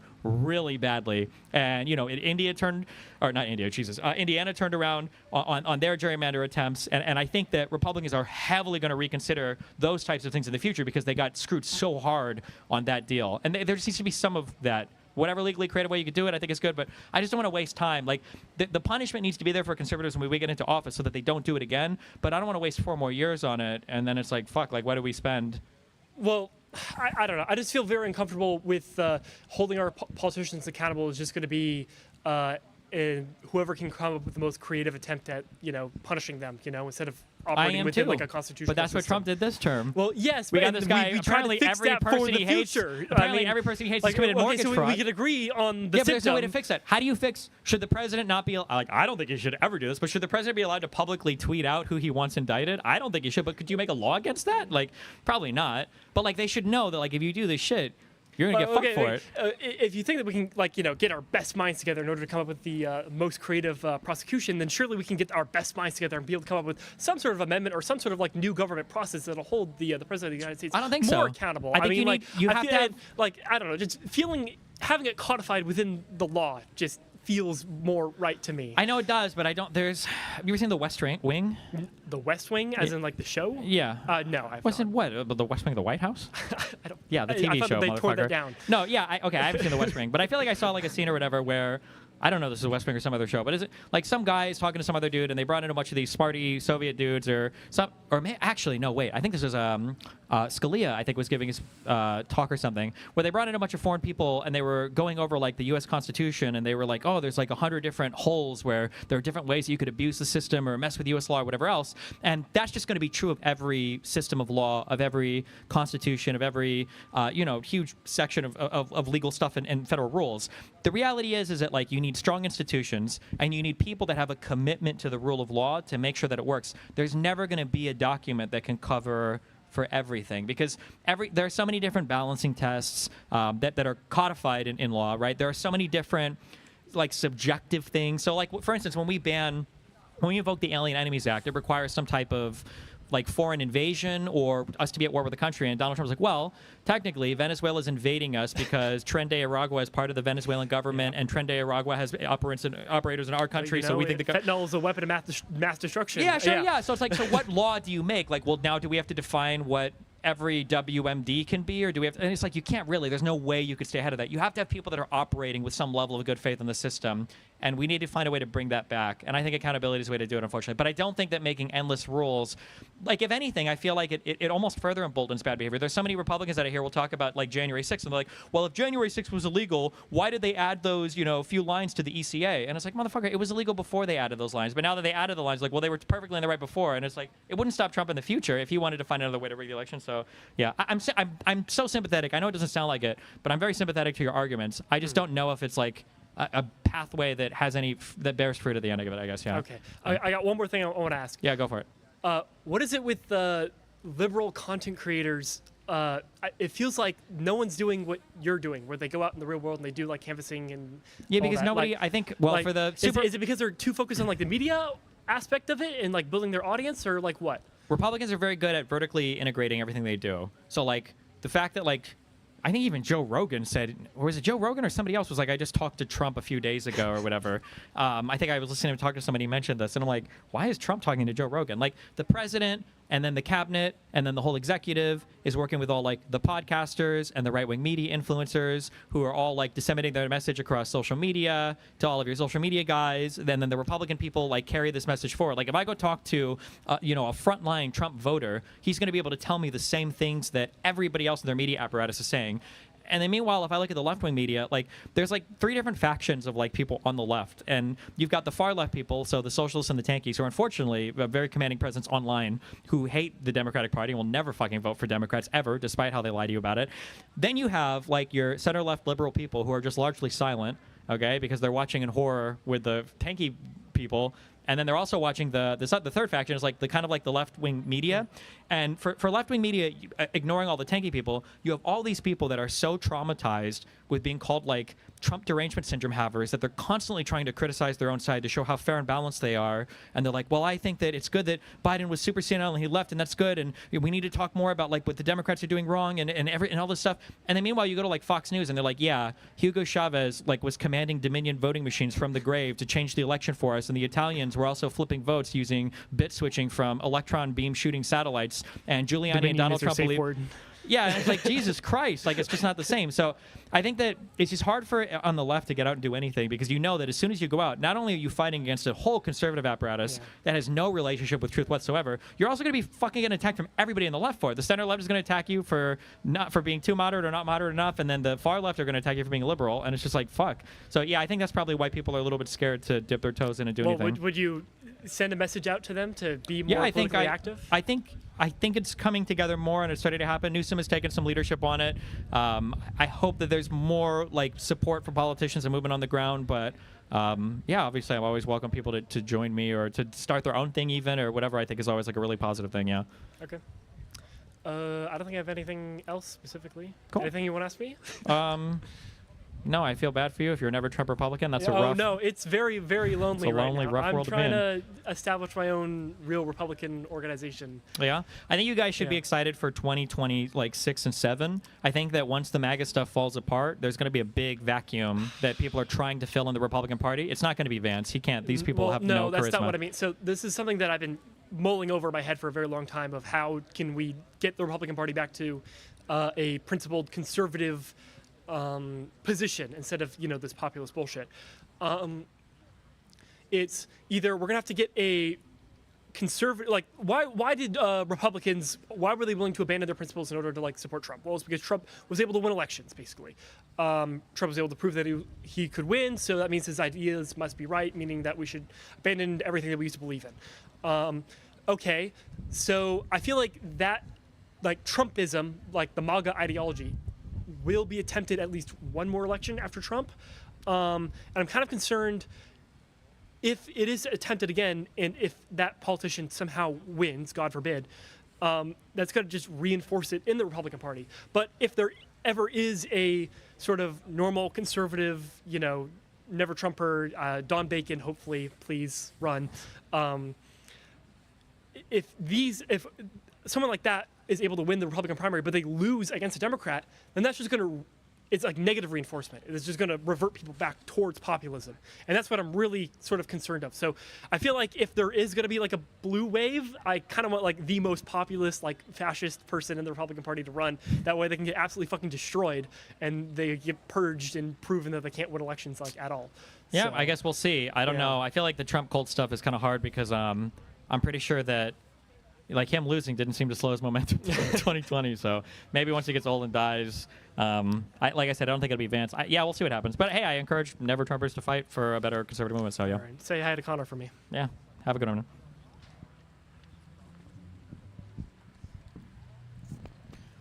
Hey, how's it going?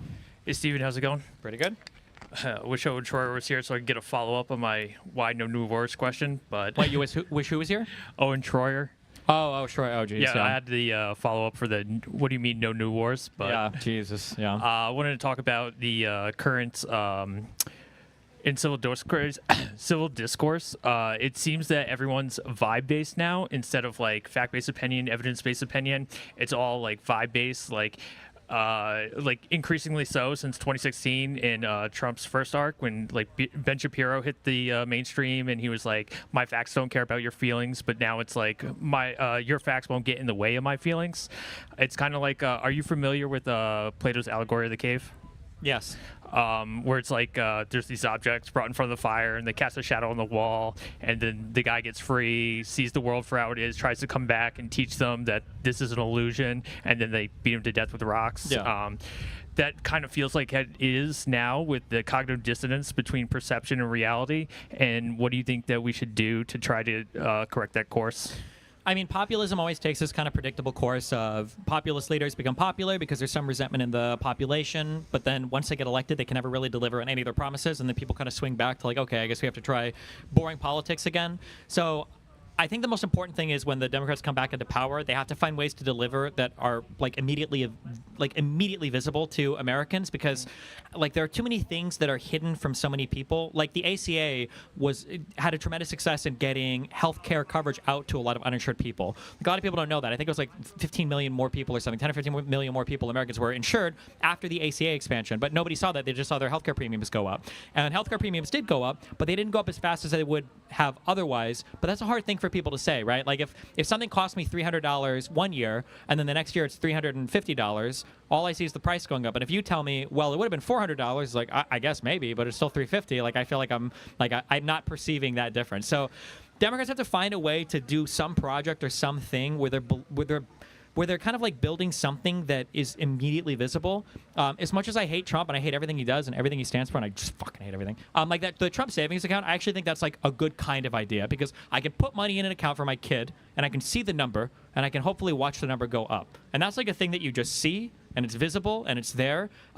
It might be something as stupid as building a fucking statue, or it may be building functioning like train lines somewhere. But like, I think that Americans like things that they can see when they see a thing and they're like, oh, that's a new thing that we have, or that's like a thing I can put my fingers on, or at least click with my mouse. I think people like things like that. So whatever Democrats are doing going forward policy-wise, it has to be something that's a little bit more visible, so that when their policy wins, Americans can see it better. And I think that kind of helps to counter some of the populist rhetoric. But I think we'll see a receding of a lot of the populist rhetoric just because Trump has failed so spectacularly to deliver on anything that he promised. I don't know if people are going to buy into it 100% going forward, at least for one election cycle or two, yeah.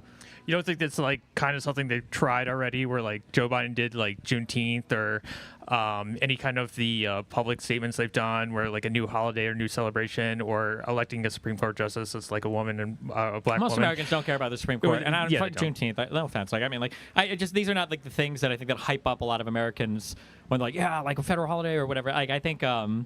It has to be more visible than that, and more broad, I think, for people to really get behind it or to feel like it's like something is happening. It's just, we have to find a way to make those processes more visible because people just don't see it all the time. Like if I talk about like the Inflation Reduction Act or whatever, like huge investments in green energy, like I don't know what that looks like or what that means. I don't have like, maybe I don't even live in an area that has a lot of access to solar power, or I don't see how it affects me at all. One thing that I thought was really cute, I think it was Stothert. I think Mayor in Omaha, a long time ago, implemented like a new tax downtown. I think they were trying to capture revenue from the College World Series or something. And what happened was they had like a new tax that they put on restaurants downtown, and restaurant owners were obviously very annoyed by this because it meant their prices were higher, and they had like a separate line item on the receipts that said like the mayor's tax, and then they put that on there. And this is a negative thing, but like it impacted the way that voters felt about it a lot. And I know some people tried to do this, and I think Trump went and dick sucked them so they'd stop. I think Amazon was starting to add like Trump tariffs, I think, on a thing, but they got that shut down in like a day or something.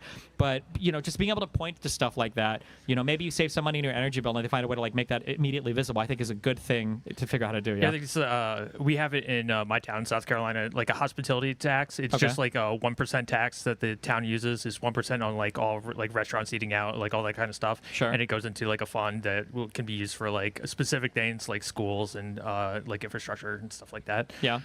But yeah, I do agree. I think I was a big fan of the IRA bill and infrastructure bill that Biden passed, but a lot of them are like 10-year initiatives that are very hard to track. Yeah, and some of these in- things yeah. are like Trump is literally putting on the sign like paid for, or like by the Trump administration, like, and then it's like paid for by the infrastructure bill or whatever. And it's like that's not your bill, so they try to find ways to take credit for it. I don't because it's think a like, single Republican voted for it, Yeah. but they are taking credit for it when it comes to their district. a like lot the of money. the time, yeah, or very few Republicans vote for it. Yeah, it's very frustrating. Yeah.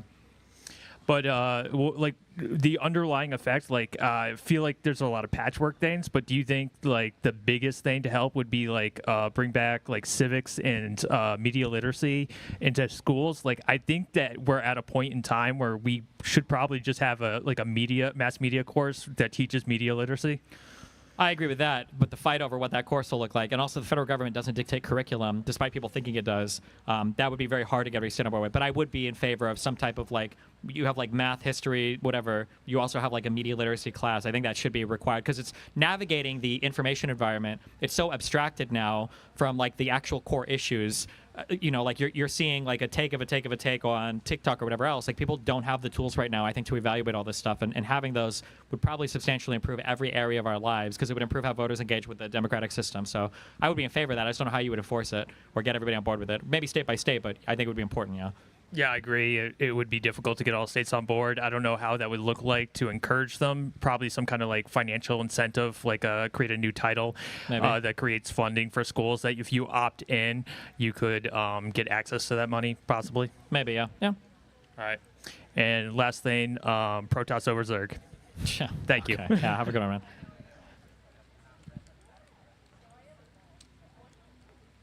Hey, Destiny. Hi, what's up?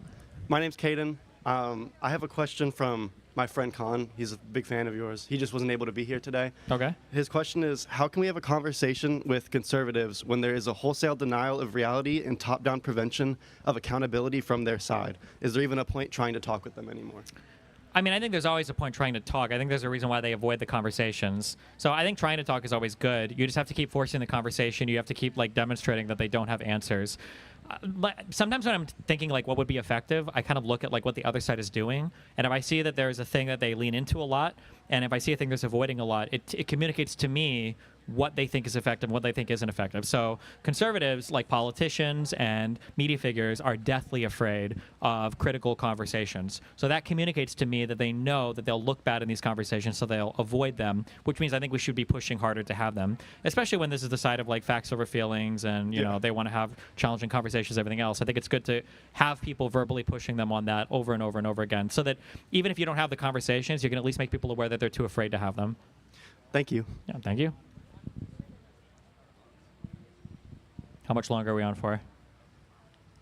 Person behind me on the laptop, whoever you are.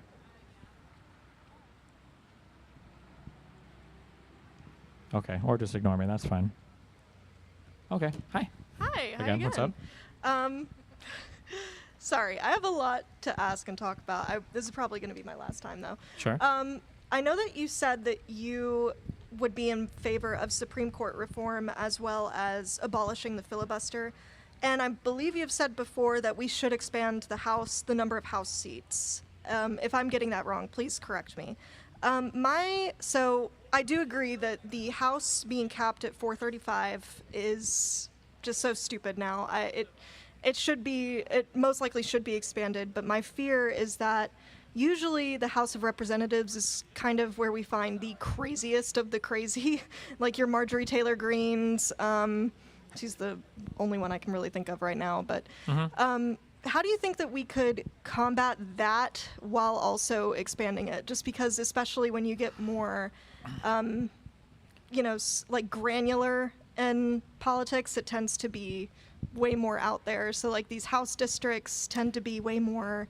I mean, I think, I mean, if that's what Americans feel, they should be represented in Congress, as crazy as it is. It's kind of like not being happy with, I guess, like your blood pressure and saying, well, we should just stop measuring it. Like, I mean, that's not the solution. The solution is to fix that issue. The House should be increased in size so that we have better representation and more proportionality, because right now, even the House, I think per population still slightly favors conservatives. Yes. Obviously not as much as the Senate, but so yeah, I think it should be expanded for that reason. And yeah, I mean, there are Marjorie Taylor Greene politicians, there are Marjorie Taylor Greene U.S. citizens, like, and if they believe whatever they believe, like, they deserve their representation in Congress like anybody else. And if we're trying to fight against those beliefs, then the fight for that should be had on the media landscape or the cultural landscape, not necessarily trying to find a way to disenfranchise them on the political, institutional landscape. Yeah. Okay. What are your thoughts on expanding or making the Senate based on population? Do you think that that's a worthwhile move? People hate me, but like, I mean, I understand the idea behind our bicameral legislature, and I like the idea of, like, I think states have their own incentives sometimes, and the states can have their own interests, and I think it's fair to have the states represented in the Senate. I'm okay with that. I know that a lot of people aren't, but I think I'm okay with that. Like population based, or just the state. The state Okay. itself has 2 votes in the Senate per state, and that they have that thing. I think that's okay. Okay, all right, but I mean, I tend to, I guess. I think one quick thing. I think the getting rid of the filibuster, I think, maybe alleviates some of the complaints that people that don't like the way the Senate works, I think maybe helps with, and maybe that's a strong argument for.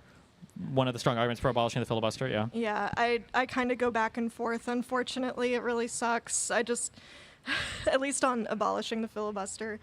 I think the best solution actually is I don't think the filibuster should be abolished at all. I think the filibuster needs to have somebody speaking all the time. I think it works because then it would be harder to filibuster because you need somebody up there speaking. We would get younger people. Because you can't have a 92-year-old dude who's not going to be able to speak that long. He's going to fall over and die. You might have more athletic people because maybe the guy filibustering, passes out. And you got to get people to run to Congress and go and vote real fast. So you get, like, I just think it'd be a better system. So maybe for the filibuster, you need to actually stand up there and talk the whole time. And then that would be a better way to enforce it. But no, otherwise, I think, getting rid of the filibuster in some form maybe makes that Senate a little bit less harsh, considering how much it favors, a certain political party, yeah. We also need Puerto Rico to become a state, like yesterday. Yeah, Puerto Rico, D.C., like these places not being states, I think is very strange. I don't know how that fits in, but that's very weird. Yeah, I agree. I think they should be, but obviously conservatives never go for it. But I mean, they should be. Yeah. Yeah, absolutely. All right. Thank you very much. Yeah. Thank you. Andrew, who's back there? What? Is this guy not? Is this guy? Oh. Are we good? How much longer do you want to go for? Oh, how much want you want to go for? We good or? 240. Uh-huh. What do you want to do? We can go till 3 if you want. Wait, can I take a bathroom break? Is that okay? You absolutely can. You were looking at me like I'm not allowed to. Jesus. No, I've been home. Ask for some donations. Donations. Wait. Okay. You want to chat for a sec? And I'll use the restroom and I'll run back. You can come back too if you want, because I know Andrew's no destiny, so. Okay. Be right back. Well, how's it going, everybody? 20 minutes left, and he's going to run away. That's crazy. It's crazy work. Yeah. We were at like 5,800 or something on the donation goal out of 7,500. 20 minutes left until we got to pack it up. So push the numbers, chat. Push it up. We're at like 5,800. Our goal for today is 7,500. So all you streaming this, do your part. Push it up, chat. You can do this. There was like $1,000 donation at one point. There's a whale in the chat. Okay, come back, whoever you are. There's one of Connor's whales slipped into GGG for a second, I guess. Does anybody want to come? I'm no Steven. That is true. He's right about that. But he's going to take we got 20 minutes left. He's going to take a 30-minute bathroom break. So we've got to make something work here. Don't really have a choice. Got to figure it out. No? Okay, I guess we're just going to talk to chat for a little bit till he comes back. I guess that's what we're going to do. I'm trying to see. Myron's event's still going on over there. We can't leave before them. I feel like we can't. I feel like that's not a thing that we can let happen. I think we got to tell Steven to suck it up and keep sitting here. I think that's what we're going to have to do.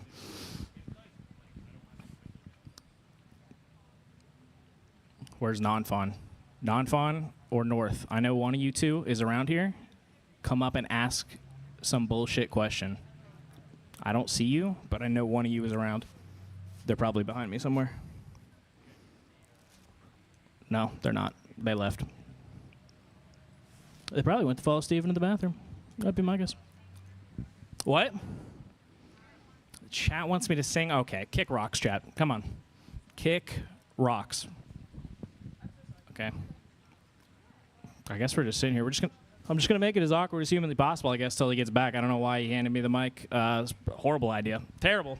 Not good. What's the deal, Amy?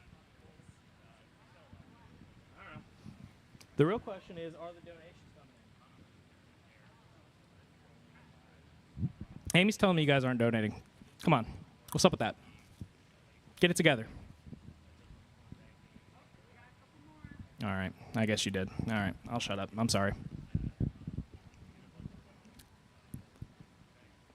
Did you guys enjoy seeing the... Did you have a good time seeing the commie guy get taken away by cops? That was fun. I liked that. That is... That is exactly... Oh, Amy posted... she got some footage of it on her phone. She just posted it on Instagram. So if you want to see more of...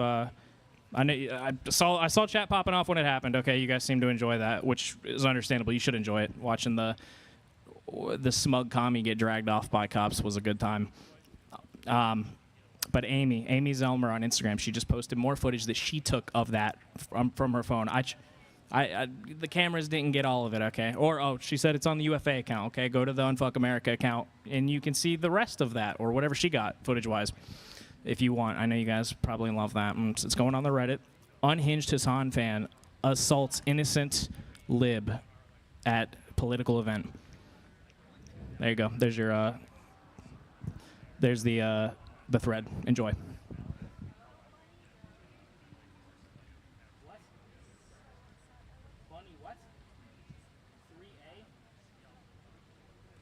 I guess Bunny 3A, I'm supposed to say thank you. So thank you. Whatever you did was so incredible that Amy specifically told me to say thank you to you.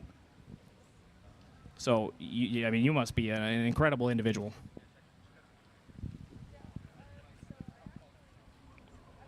How long does it take a guy to go to the bathroom, you think? It's not that far away. I can see the bathroom door from here. What's the goal at?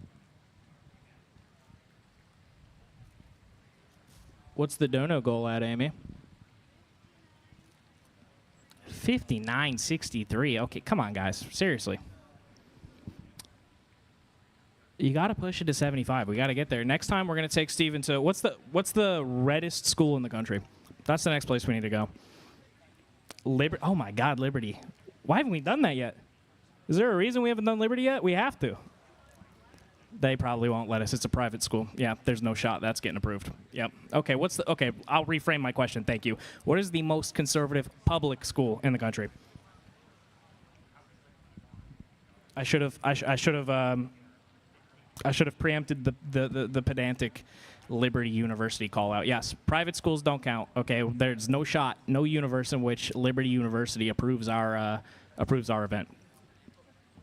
What's chat saying? What is the give me what is the most read public school in the United States? What does chat think? Whatever it is, that's the one. That's where we got to go next. We have to. We've done a couple of purpley bluish schools, and you'd be shocked to find out that at in like purplish blue areas at colleges, there's not a lot of conservative MAGA crazy people. You'd be shocked to find that out. Turns out we really do have a literal monopoly on colleges, apparently. Amy.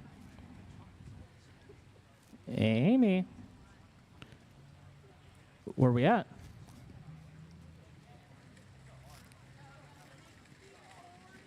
Okay. 64, that's respectable. Okay, you guys you're doing it. You're making it happen. By the time he gets back, the cameras are going to be packed up and we're all going to be gone. Apparently, so. In the meantime, you guys are doing a great job. 64. I didn't expect her to say that. 1,100 more. We reached our goal. Z told me that if we don't reach this goal, she's dissolving the tour and we're never doing another event ever again. That's what she said. She said it word for word. That's a quote. We're done with this. This mother... Okay, I'm not going to call him out. I'm not going to say it because I don't want to direct hate where unnecessarily. But you wouldn't believe what this guy was doing right now instead of being in front of this camera and entertaining you guys. You wouldn't believe it. You would not believe the balls on this guy to leave me sitting here trying to entertain nothing and nobody, and he's over here doing. I'm not even gonna. Fucking ridiculous. Jesus. 65. Look at that. We raised almost $1,000 while you were gone. Isn't that crazy? I know. I am better. In some regards. Yeah, like probably like one guy left worth of time. One guy?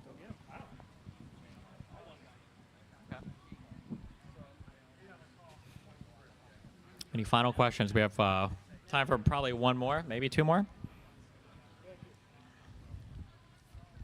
What's up? How's it going? How's it going, Destiny?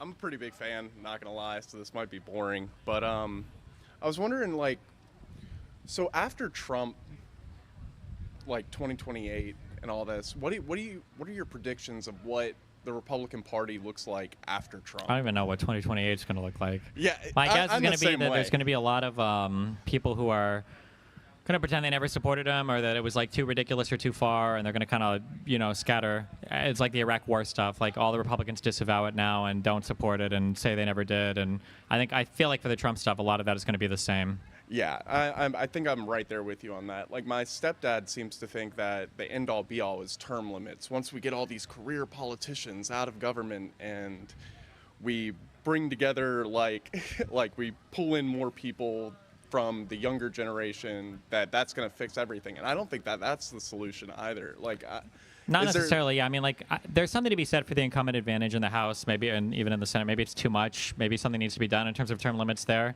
Mm-hmm. I don't know. I don't have the strongest feeling for it. I think we have a lot more pressing issues related to the media environment and everything now. Like, if you were to term out a lot of these guys, are the new people elected going to necessarily be that much better? I don't know. I'm fully convinced of that. Because I mean, they elected the people who are in now anyway, and they're pretty fine with how that goes too. Yeah, like there was a primary for the Trump stuff, and I mean, DeSantis had no chance. He got obliterated, and I always forget the other lady's name. The lady who ran, it was Trump, it was DeSantis, and it was like a more traditional conservative lady. I always forget. I know you're talking. Anyway. Carrie Lake? Is No. that it? No. But whoever it was, she got eliminated. So and annihilated. Like Trump didn't even do a debate with these people. They were so unpopular. So, yeah, there are a lot of changes to government we could make. I don't know how I feel about term limits. I don't know if that would change much. But, yeah. And then as far as I think I was listening to you the live stream while I was at work, and impromptu came over here. So I was like, I think I heard them say that Gavin Newsom had been like unofficially crowned as like the possible candidate that we're going to run in 2028, and I was wondering, do you think he can win like on a national scale? Because I have no clue. It's 2028 is so far away. Yeah. With the way that this federal government is acting and ICE and everything, we don't even know if we're going to have midterm elections for real. So I have no idea. Especially with the changes that Trump is trying to make to the voting stuff. Yeah, for like midterms will and all Gavin run? I don't know. Would he win a primary? I don't know. Like here's the thing. Like Gavin is taking strong positions, and he's representing like liberals, like the center left, on a national level, and I appreciate that. Nobody's been doing that. So for all the people who are upset at him, well, I mean, put forth your own person. Like have somebody else come out and make strong statements on the national level. I appreciated AOC's general presence before, even if she's to the left of me. I don't know why we don't see as much of her. Maybe she's more doing the inner workings of Congress stuff now. But I appreciate Mom Donnie, although now he's elected, so maybe he doesn't have. Well, I mean, Newsom is elected. There are people that I want to see more of on the national stage. We just need more of these center-left people coming out and like making strong statements and being strong political leaders. And I don't know how that has to happen, but if people don't like Newsom, then put someone else up that can stand up to the Trump regime and have a strong message that people are resonating with. If you could have it your way, who would you want to see like on that national level for the Democratic Party and stuff? I don't even think about it. Once I wait until it's way close to the election. I don't like to fantasize and because there may be even candidates. Who knows? Who Are you even going to know? There might be a year before, like people are starting to come up that we've never even considered before. So yeah. Gotcha. Well, I appreciate it. Big fan. Keep doing what you're doing. Thanks a lot. I appreciate it. All right. Thank you so much for joining us. I love you all very much. I'll be back home tomorrow night, maybe. Probably the next day, depending on when I leave and start driving. How much more do we need for the 7,500?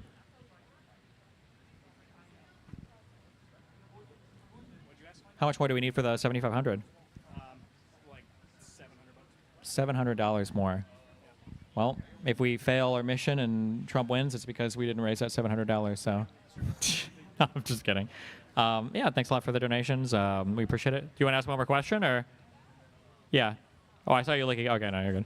Okay. No, otherwise, yeah. Thanks a lot for joining. We'll see you guys next stop, and yeah, have a good day.